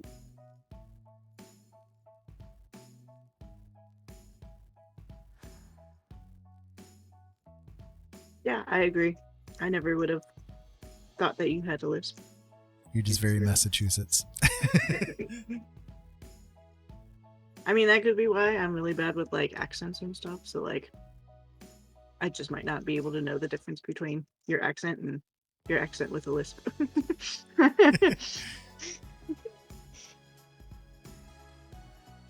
If that makes sense, you know. Okay, he's out of my lap now. He is done with cracker time. Firecracker time is over. You hate how you sound? I used to despise how I sound, but because of the talk radio thing, I needed to listen to myself as I was doing the broadcast. So, can you mute yourself, baby? I'm hearing myself talk. So I had to get used to hearing myself. I hated it for like ages, but after hearing it for 6 years worth of time, and now for another couple of years worth of, randomness, I've gotten accustomed to it. It still drives me nuts sometimes, but I've gotten accustomed to it. It sounds weird hearing myself without the headphones on. If that makes sense, because I've heard it so much. Like if you were to go to my channel where I have most of my shows stored and start playing from the first show until you get to now, you'd be sitting there for 197 days worth of time listening 24/7 without a repeat. So 197 days worth of time hearing my own voice in my head definitely has gotten me used to hearing my own voice in my head. So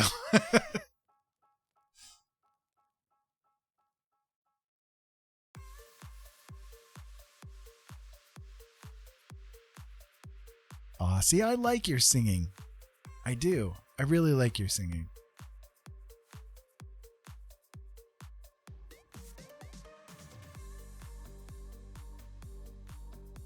I appreciate your singing, and knowing that you don't like how you sound has actually like helped me to feel a little more confident doing singing here and there on my own stream. So if that is any benefit of knowledge to you, please take it and run with it.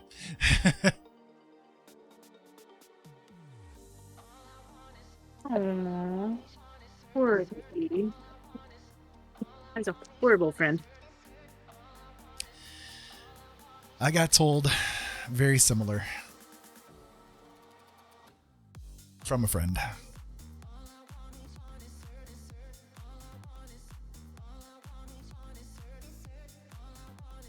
Even though I know I sung better than him.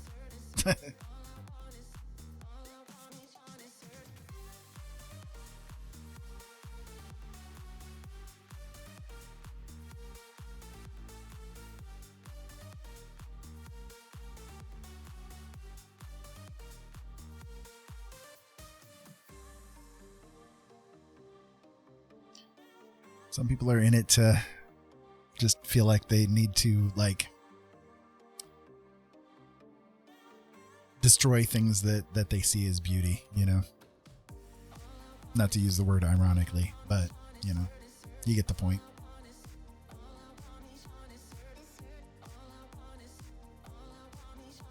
Even those who we think are friends,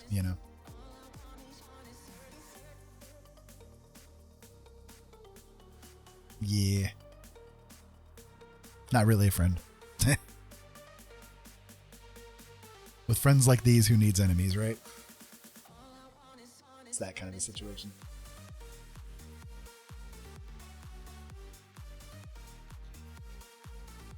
Even though I know that it does, please don't let what they do or what they say affect you very much, okay?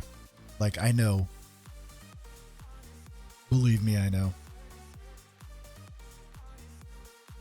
But it's still something that can be said.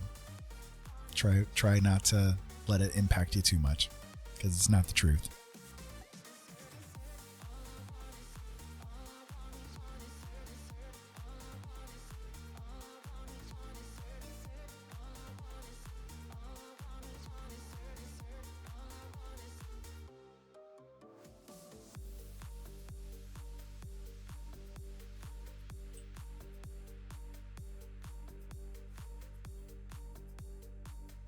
Okay, I redeemed rant for 1 minute, and your topic is friends that put you down. Okay, give me just a minute. did you do that? Beauty says, it's a good way to knock my confidence down for a few weeks since I've been told I sound like screeching. I don't sing as much anymore. Even debated deleting that channel reading. Oh. Yeah.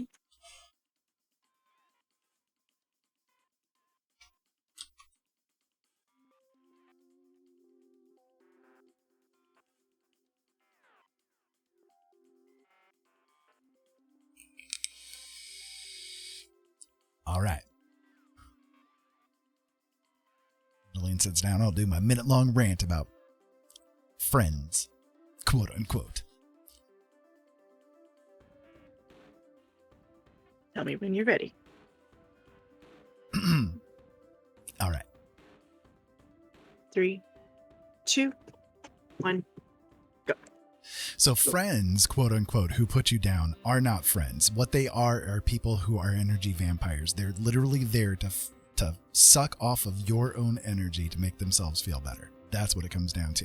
And you gentle souls out there who take them on as friends, and I'm included in that list, are the ones who are actually the victims. They are nothing more than parasites who try to live off of you vicariously. And because they can't do the things themselves, they take it upon themselves to try to destroy what is there.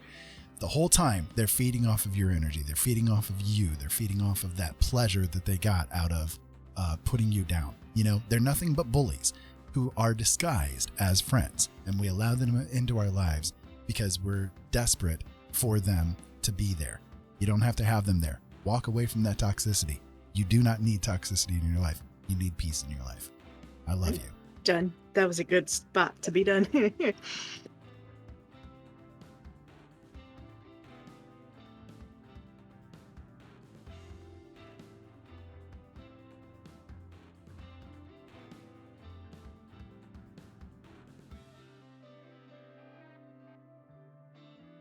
Bravo.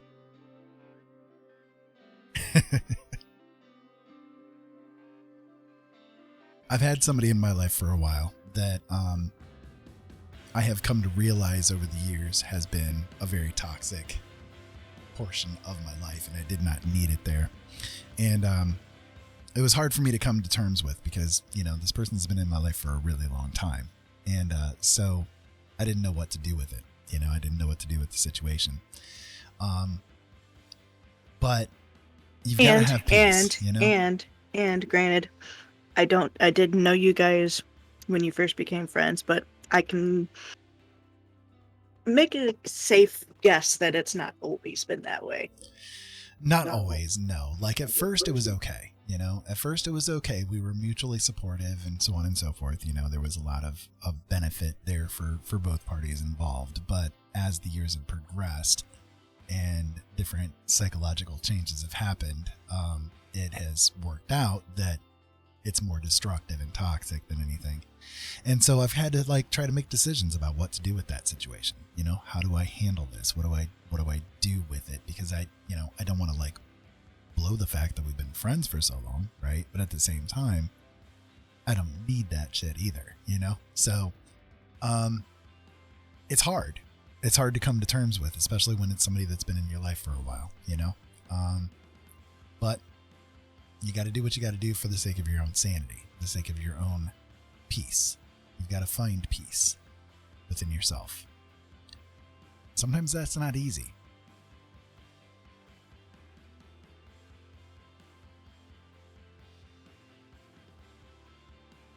But what you do to counter that kind of thing is you surround yourself by the people and the things that are better, you know? So Beauty, for instance, with you have Belial, you know? That's a great, powerful person to have in your life, you know? Somebody who cares about you. Somebody who's there for you. And if need be, just focus on that for a while. Don't worry about it. What does he think of things? You know what I mean? Yeah, narcissistic vampires, exactly. They're energy vampires. I've dealt with energy vampires a lot over the years, you know? I've dealt with them a lot. And I know it sounds like a strange phrase, but really that's what they are. I mean, they're there to draw off of you so that they can feel better about themselves, you know? they, like, we all, I think, have times where we are kind of like relying on other people to help us be energized. You know, there's nothing wrong with that. Sometimes in life that's necessary. You know, we rely on our friends and the family that are there for us. But by energy vampires, what I'm meaning is these people that they set out with this intention that they are going to feed off of the suffering of a person, you know? And there's an unfortunate amount of those out there. There really are.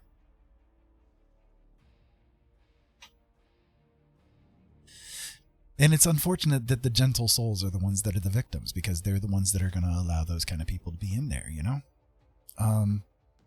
It's hard. It is, because you want to see the best in people. You know, you want to see the best in them. You want to see the best in yourself. But they're not the best, you know? So for this friend, for instance, I have pretty much like just walked away from all of it because I can't handle that toxicity, you know? Like, I'll give you an example of something that occurred that affected me very hard. So, as you guys are well aware, I was abused when growing up. My dad was very abusive for many years, until he quit drinking, and then he changed his ways. So I have this like dual image of my dad in my head. You know, there's the one version of him who was abusive. There was one version of him who was a kind and gentle soul. So,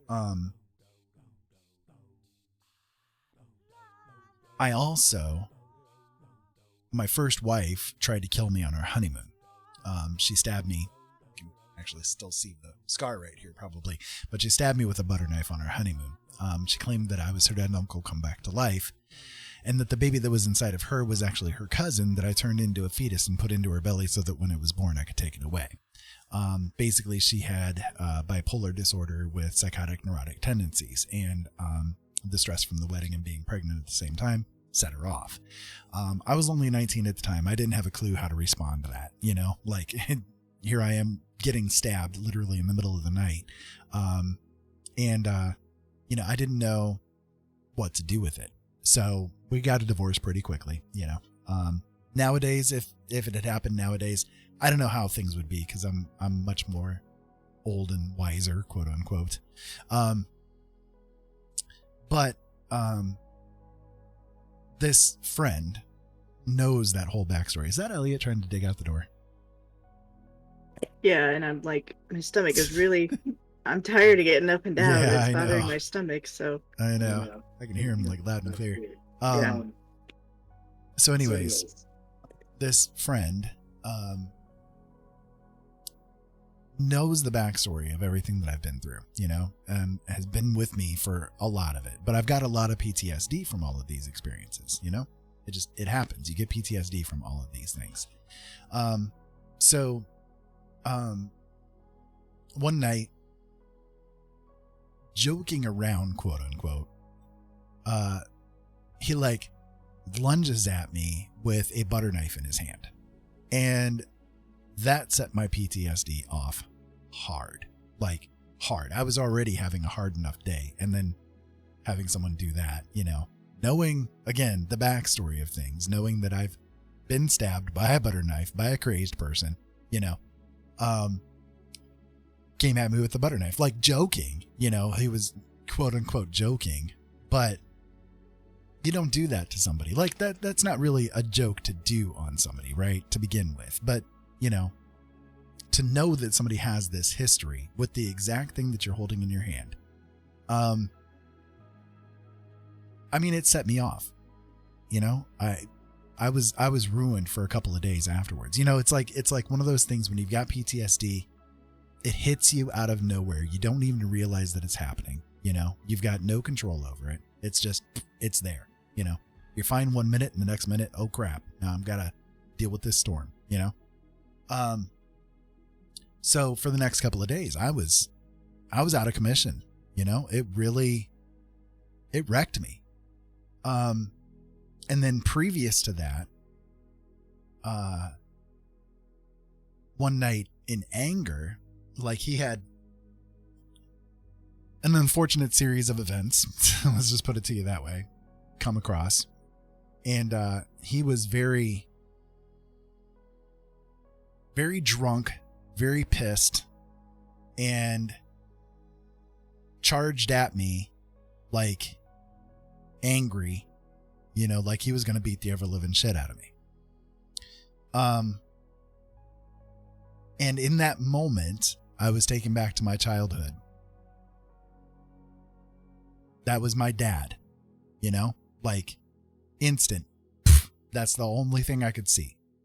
And so, I mean, I almost ended up in an institution from it. It wrecked me that bad, you know, like I wasn't sure whether or not I needed to be put away for a little while. That's how bad it was. And I haven't been that way for years, like years. I had no coping skills to deal with it. And poor Jolene was heartbroken watching me go through this, knowing that there's nothing that she could do to help me out. You know, she was like desperately trying to figure out ways to help me out, and she couldn't reach me, you know? That's how bad it was. And I'm laying all this stuff on the table for you guys so that you understand, you know, look, I've been through this, you know, like these people that are in our lives that claim to be friends. Sometimes you just got to cut it out, you know, sometimes, I mean, this person I've been friends with for literally half my life, you know? So I've had to make a decision of what do I do with this? You know, how do I handle this? And do I keep this remaining? Because I can't have that toxicity there. Oh my God, Beauty. That is the most adorable picture ever. Oh my goodness. That's Tuka, right? Oh, Sassy. Okay. That is Tuka looks super, like Elliot. Yeah. I was confused. That is super adorable. Thank you. I love it.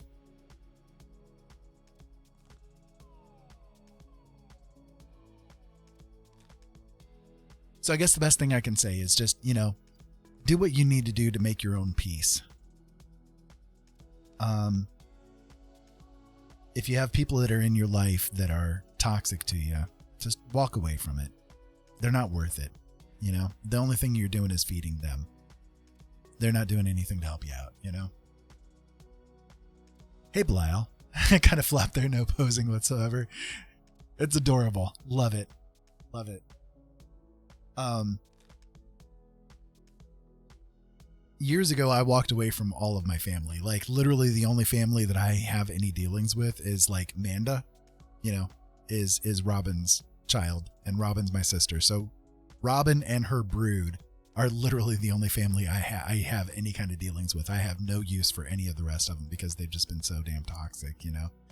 So she's the baby. Yeah, she looks like the baby. She looks like the baby.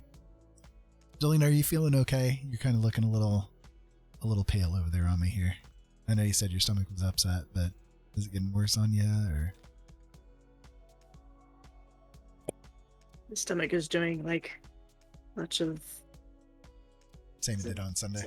It's it's Okay. more period stuff. It's more along the lines of even though we had the soup and even though I'm eating bland crackers, it is very upset. Gotcha. Yeah.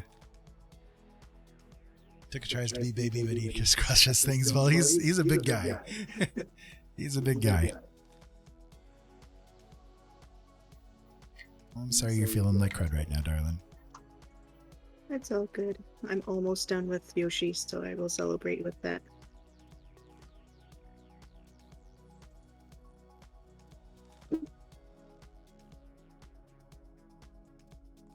What sucks too is it's like I am hungry, but my stomach is like not happy.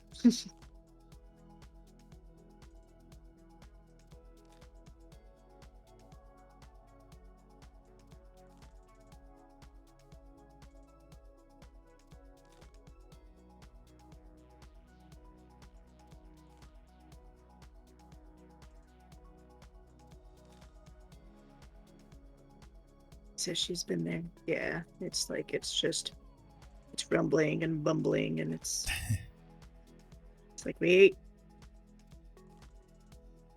just soup and stuff, you know. I had crackers this morning for breakfast even, so I mean I've had pretty bland stuff most of the day, so but my tummy's like, nope, not bland enough. This was not the bland shit that I was supposed to eat today. Right.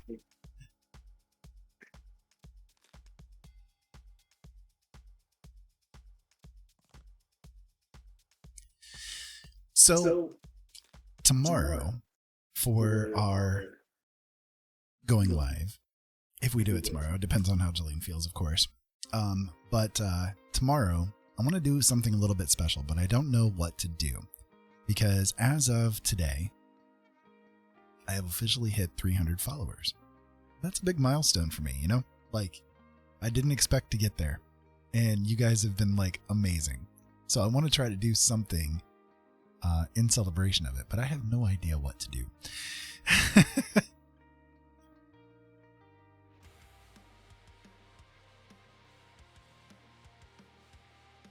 You should sing. I should sing, huh? Maybe.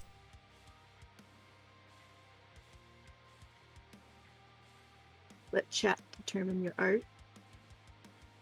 That could work too. Play Phasmophobia with you. Beauty likes the idea of singing.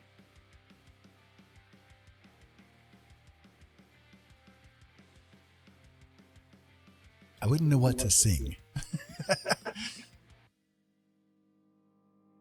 Weird Al. I mean, there's all sorts of different songs you could do.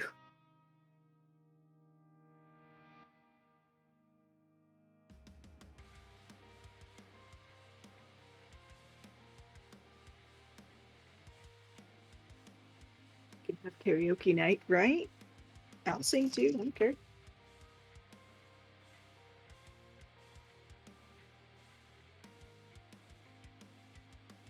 Well, we'll debate about it tonight and we'll figure out what to do. Because I do want to do something, I just don't know what, you know? Something to show you guys that I'm deeply appreciative of you being here with me.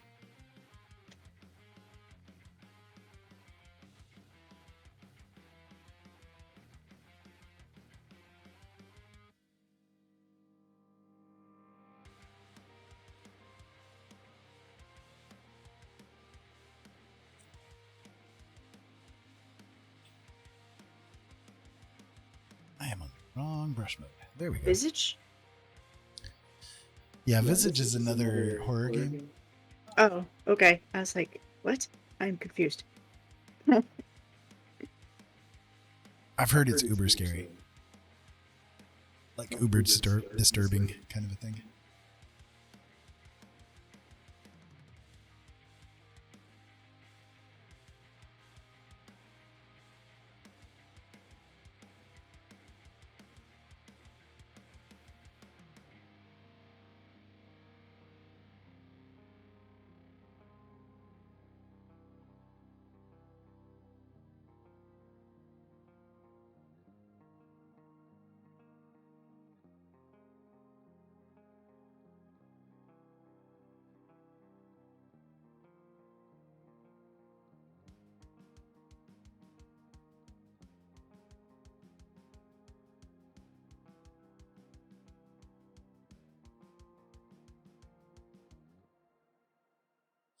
Psychological horror that doesn't hold your hand at all. Right, yeah.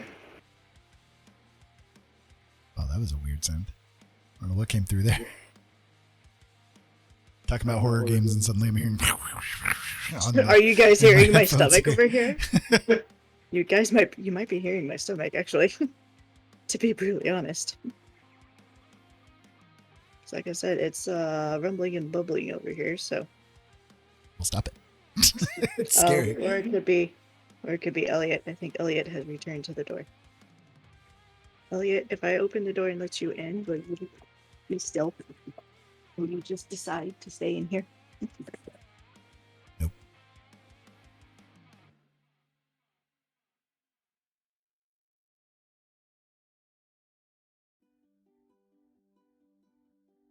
His answer is a big nope.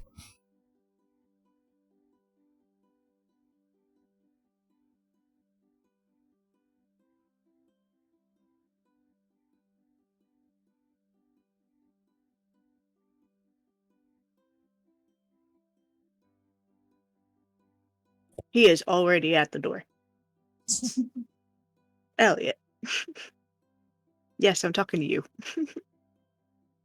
Eva is being a sweet little angel and is laying on the bed. Can you be a sweet little angel? And you don't have to lay on the bed. You can lay on the floor. You can lay on the stool next to me. You can look out the window.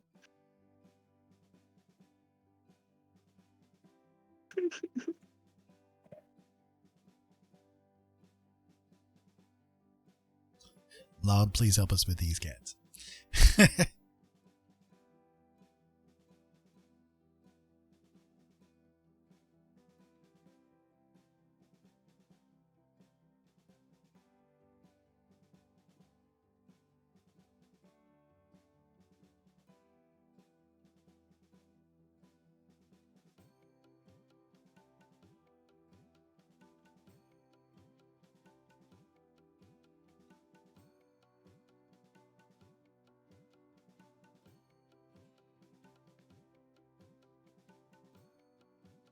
Okay, good. Now we can fight with Elliot. Ellie says he's in their room. Gotcha. Thank you for rescuing Mama. Yes, thank you. I love him, but he was starting to annoy me. It's been in and out. Which, surprisingly, it has not been Eva. Because Eva usually does that. Yeah.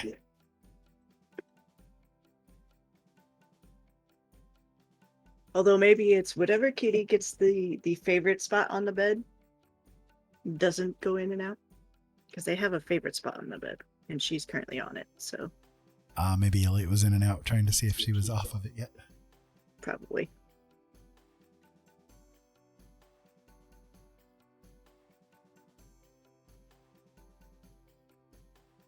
He wants to leave. He wants to leave her room already. Their room. I'm sorry, Ollie. Their room. Ellie's like, I gotta look at everything. I gotta make sure everybody's okay. Right now. Right now. I have to go over here. I have to go over there. I have to go there. I have to get back over here. I heard a crinkle. I heard a crinkle. I have to go here.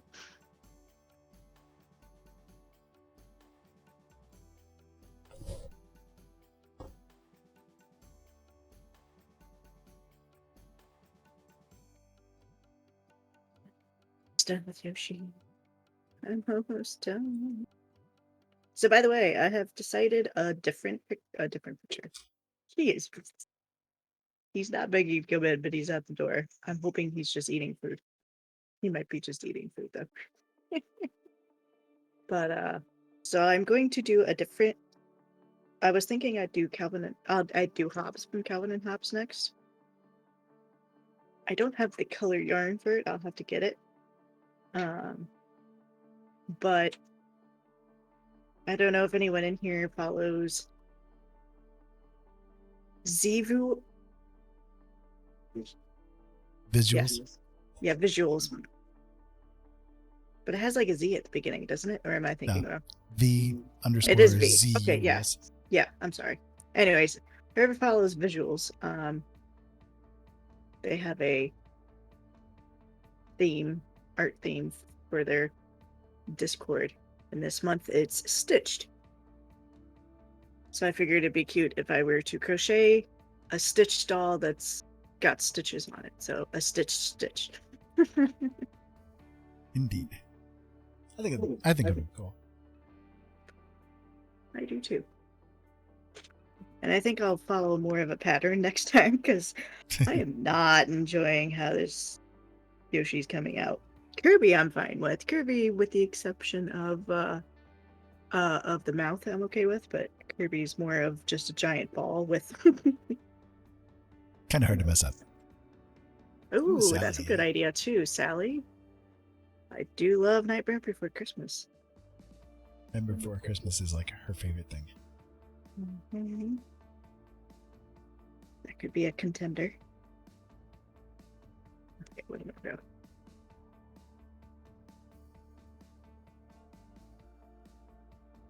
I had it on VHS as a kid, so every Christmas time and every Halloween time I always watched it. I considered it both a Halloween and a Christmas movie. This is Halloween.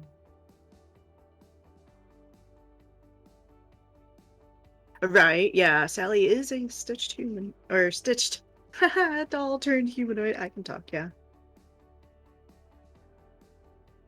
Dr. Finkelstein. We have a Jack doll still in the coffin box. It was limited. Oh, That's cool. I have a Jack Skellington cup, just like a little coffee cup, and then a long sleeve shirt that has Jack Skellington's face, and then I don't know where it's at. I think I still have it. It was a case that was in the shape of Jack Skellington's face, and then inside it had the soundtrack that also had the other people that did the songs too, the newer remake ones. I'm trying to think of who did any of them, and it Marilyn is. Manson. Thank you. That's not the one I was thinking, but yes, yeah, Marilyn Manson's one exactly. And I also had a Nightmare Before Christmas pin, so I don't have too many things to geek out with. I don't have very many objects, but Amy Lee, yes. See, that was who I was trying to think. Like there's someone I should know that I absolutely love. Yeah, Amy Lee. Thank you. To see her live. That was the only awesome concert I've ever been to. Sorry, Ollie, we're too poor to do concerts. I have been to so many freaking concerts. But Evanescence is okay. Well, technically, Evanescence is not the only concert I've ever been to, but the only concert I will admit to. No, I'm just kidding. I can admit to the other because I got out of school for it. So I mean, it worked out in the end. I was at Aaron Carter concert. The friend I was with absolutely loved Aaron Carter. Came to Fort Wayne. Her mom was willing to buy me a ticket and everything, and it was like, if you go, you can skip school because for whatever reason, even though this is when he was young, even though he's geared more towards young people, not necessarily kids, he came in the middle of a school week. It wasn't a weekend or a Friday, so yeah. So I think it was like a Thursday, so we got the next day off. It was hilarious, but it's like, hell yeah, I want to skip school. Especially too, because it was like a week or so before the last day of school, so it was pretty fun. But yeah, Evanescence, awesome concert. Oh my goodness, I loved that concert. I did that song on stream, but I never wanted to hear myself with it. According to others, not the one who called me screeching. I sound like her. Oh, you know what? I could actually see that. I could actually see that. I could too.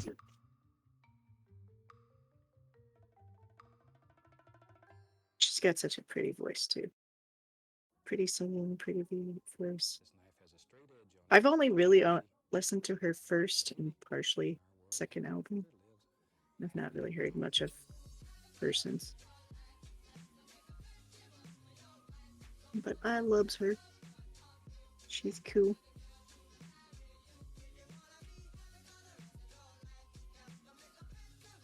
Lila has me sing for Evanescence when she redeems Sing to Me.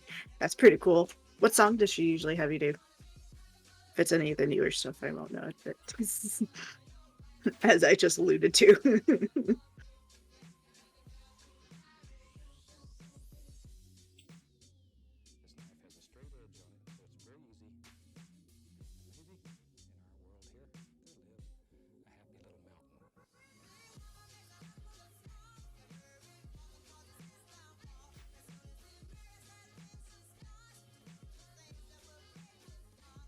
The first album, usually Haunted.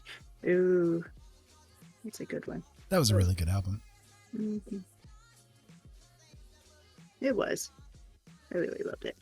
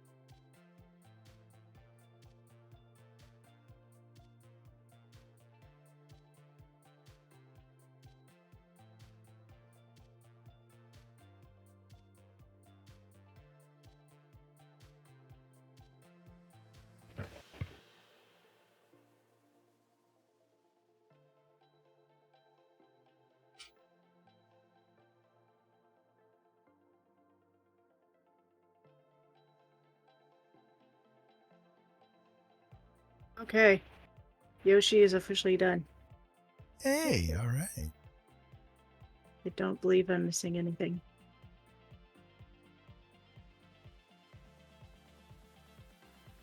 Someday I may listen to myself. My confidence is just not there. I mean, I don't know if I've heard you sing, because I've only started coming to your channel during the Zelda Your stuff, Zelda you know? era. Sorry, I'm kind of selective. I'm sorry. As I've alluded, I don't have enough time in the day to really do a whole lot, so when I can, I do, but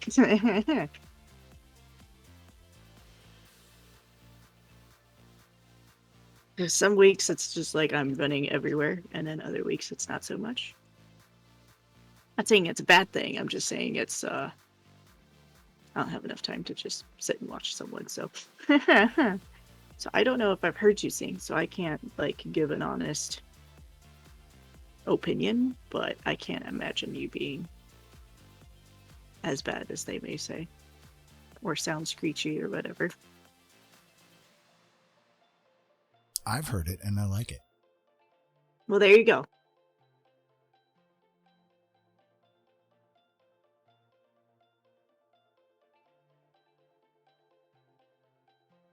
Okay. I'm so glad I am done with Yoshi. I can now sit back and relax. Y'all can watch me as I just sit here. Do you get to see Yoshi? I mean, if you want to see Yoshi. Well, duh. Durr, big red truck. Okay.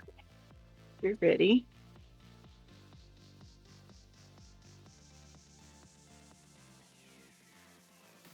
Here is the final Yoshi product.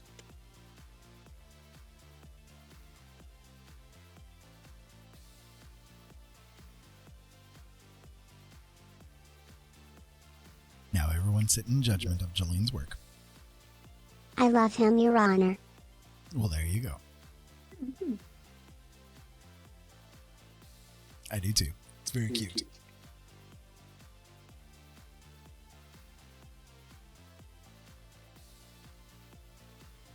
Also, did not need my heart tonight.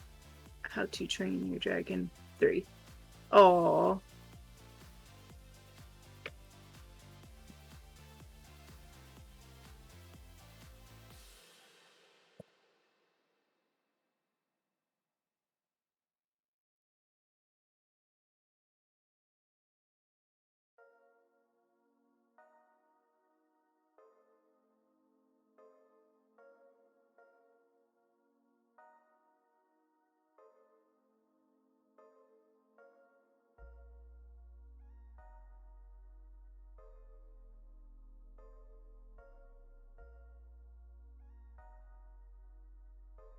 So, I mean, this is probably not my best, but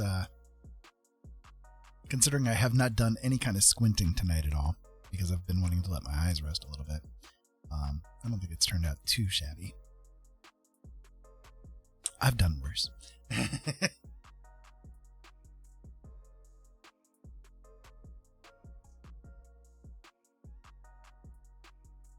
And I got the orange in there.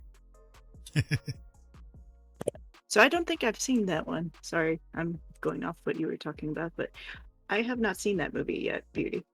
And what were you saying, my love? I'm sorry. I was watching the trailer to be like, have I seen this one or not? I can't remember. I mean, I was just saying, like, considering I haven't done any kind of squinting at all with this tonight, I don't think I've done too shabby. I've done worse. And considering it was just, like, practice anyhow.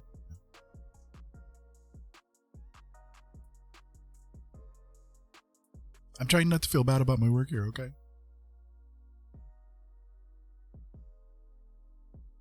By the way, thank you, Beauty. But yeah, no, it's coming along really good, baby. Here. Now that I'm not like constantly looking down, let me look at it. Yeah, I mean it is. It's coming along really, really good, baby. Your faces have definitely improved since doing that. The course. That course, thank you. It's on FX currently. A box of tissues is needed for 3. Yeah, I've seen the first 2. I couldn't remember if I've seen the third one. I'm just throwing some color down for the clothy thing here.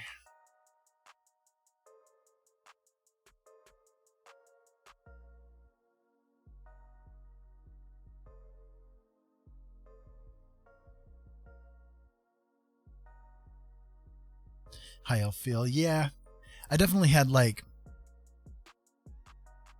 I wasn't sure what to go with, but I was kind of thinking maybe like the night elf kind of thing from World of Warcraft, even though I haven't played that game in like literally years. Haven't seen anything about it in years, but I was kind of like keeping the night elf version of them in mind a little bit, with the way that their faces are shaped. I don't think it's too bad. Right, the Tiefling one is really good. Yeah. My favorite of his is the Bun Bun. Mr. Bun Bun.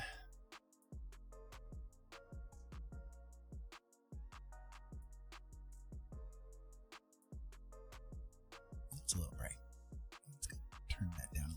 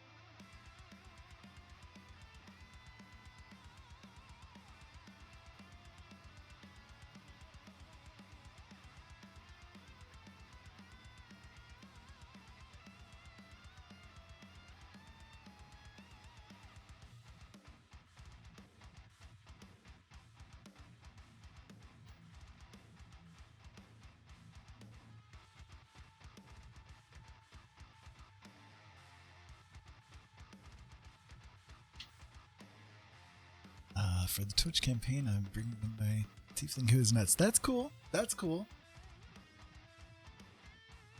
That would be a lot of fun.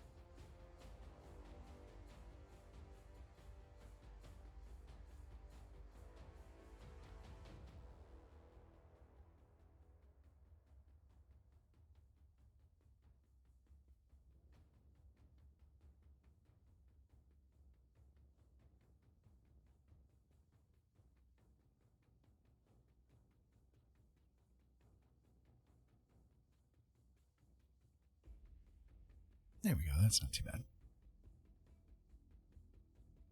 That could work.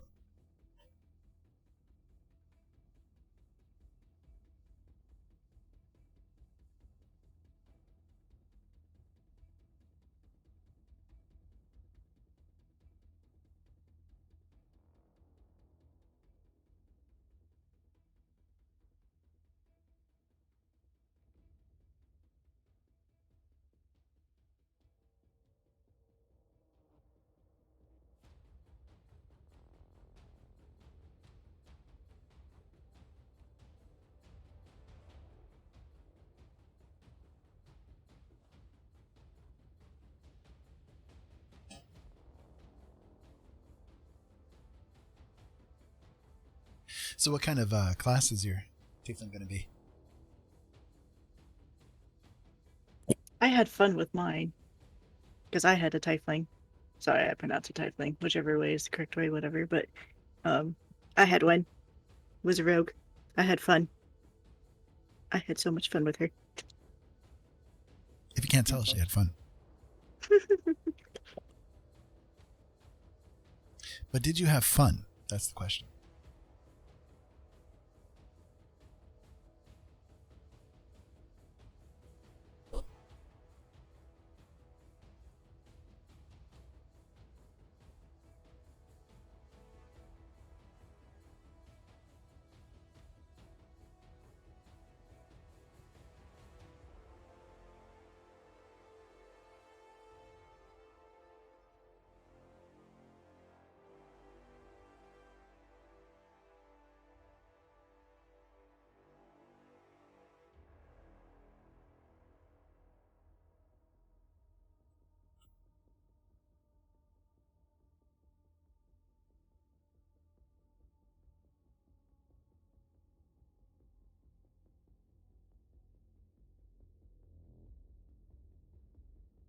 Gotcha.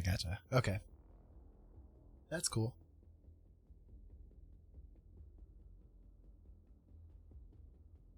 The class I play the most is usually Bard.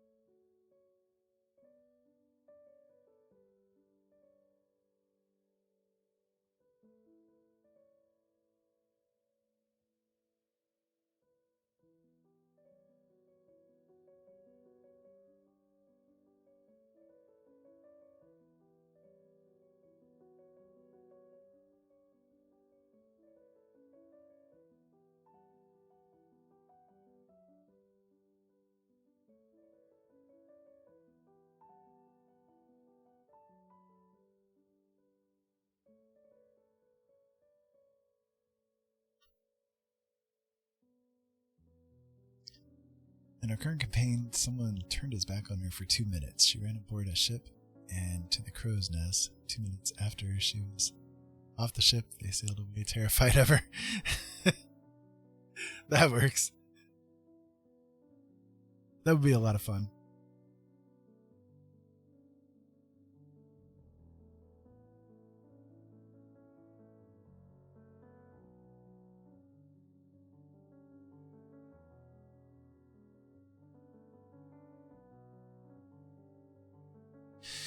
Well, guys, listen, I'll tell you what. I think I'm at pretty much an end stage with this particular picture. I could probably do a little bit more detailing and stuff like that with it, but I kind of need to let my eyes rest. They're kind of starting to bug me a little bit. So I'm going to take my cue and recognize that if I don't stop tomorrow, I'm probably going to be in a lot of trouble. So with that in mind, though, in the meantime, I do hope that tonight has been a good one for you guys, that you guys have had a little bit of fun here, a little bit of cheer, a little bit of thinky, you know, all that kind of good stuff, right? All the things that I love to hit you all with. But what we can do tomorrow, I'm going to figure out something to do for a 300 celebration. This is 300 or something like that. Go ahead and finish your things here, darling. I hope everyone has a good day, good night, good morning, wherever you are, and know that we love and appreciate you, and yeah, just hope you have a good time. Much love. Just recognize that you guys are the awesome. You're the reason why we're here. You're the reason why we love. So, let's raid Artful Turkey. We haven't been able to raid him, and I'd like to give him a raid because he's raided us before, and he's doing art, and it looks really cool. I can see it on his screen right now that he's doing some really cool stuff, so we will go and check him out. How does that sound? He's an awesome guy. I think you guys will really get a kick out of him, and enjoy. He hopped in earlier for a moment. Yep, he did, indeed. But he's a lot of fun, and I hope that you guys will go and give him some love, too. So, I will be back again tomorrow, 8 o'clock p.m. Eastern Standard Time, most likely, depending on what's going on with Jolene. But more than likely, that's what we're going to do. Hopefully, she'll feel a little bit better tomorrow and a little bit more energetic and all that kind of good stuff. But in the meantime, keep safe out there. Have fun. Thank you so much, as always, for tuning in. We love you guys to death. Talk to you again later. Incoming customer detected.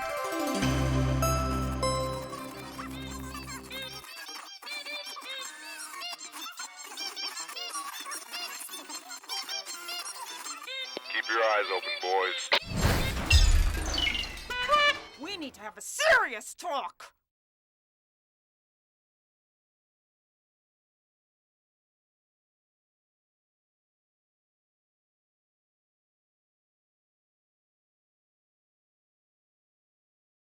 Does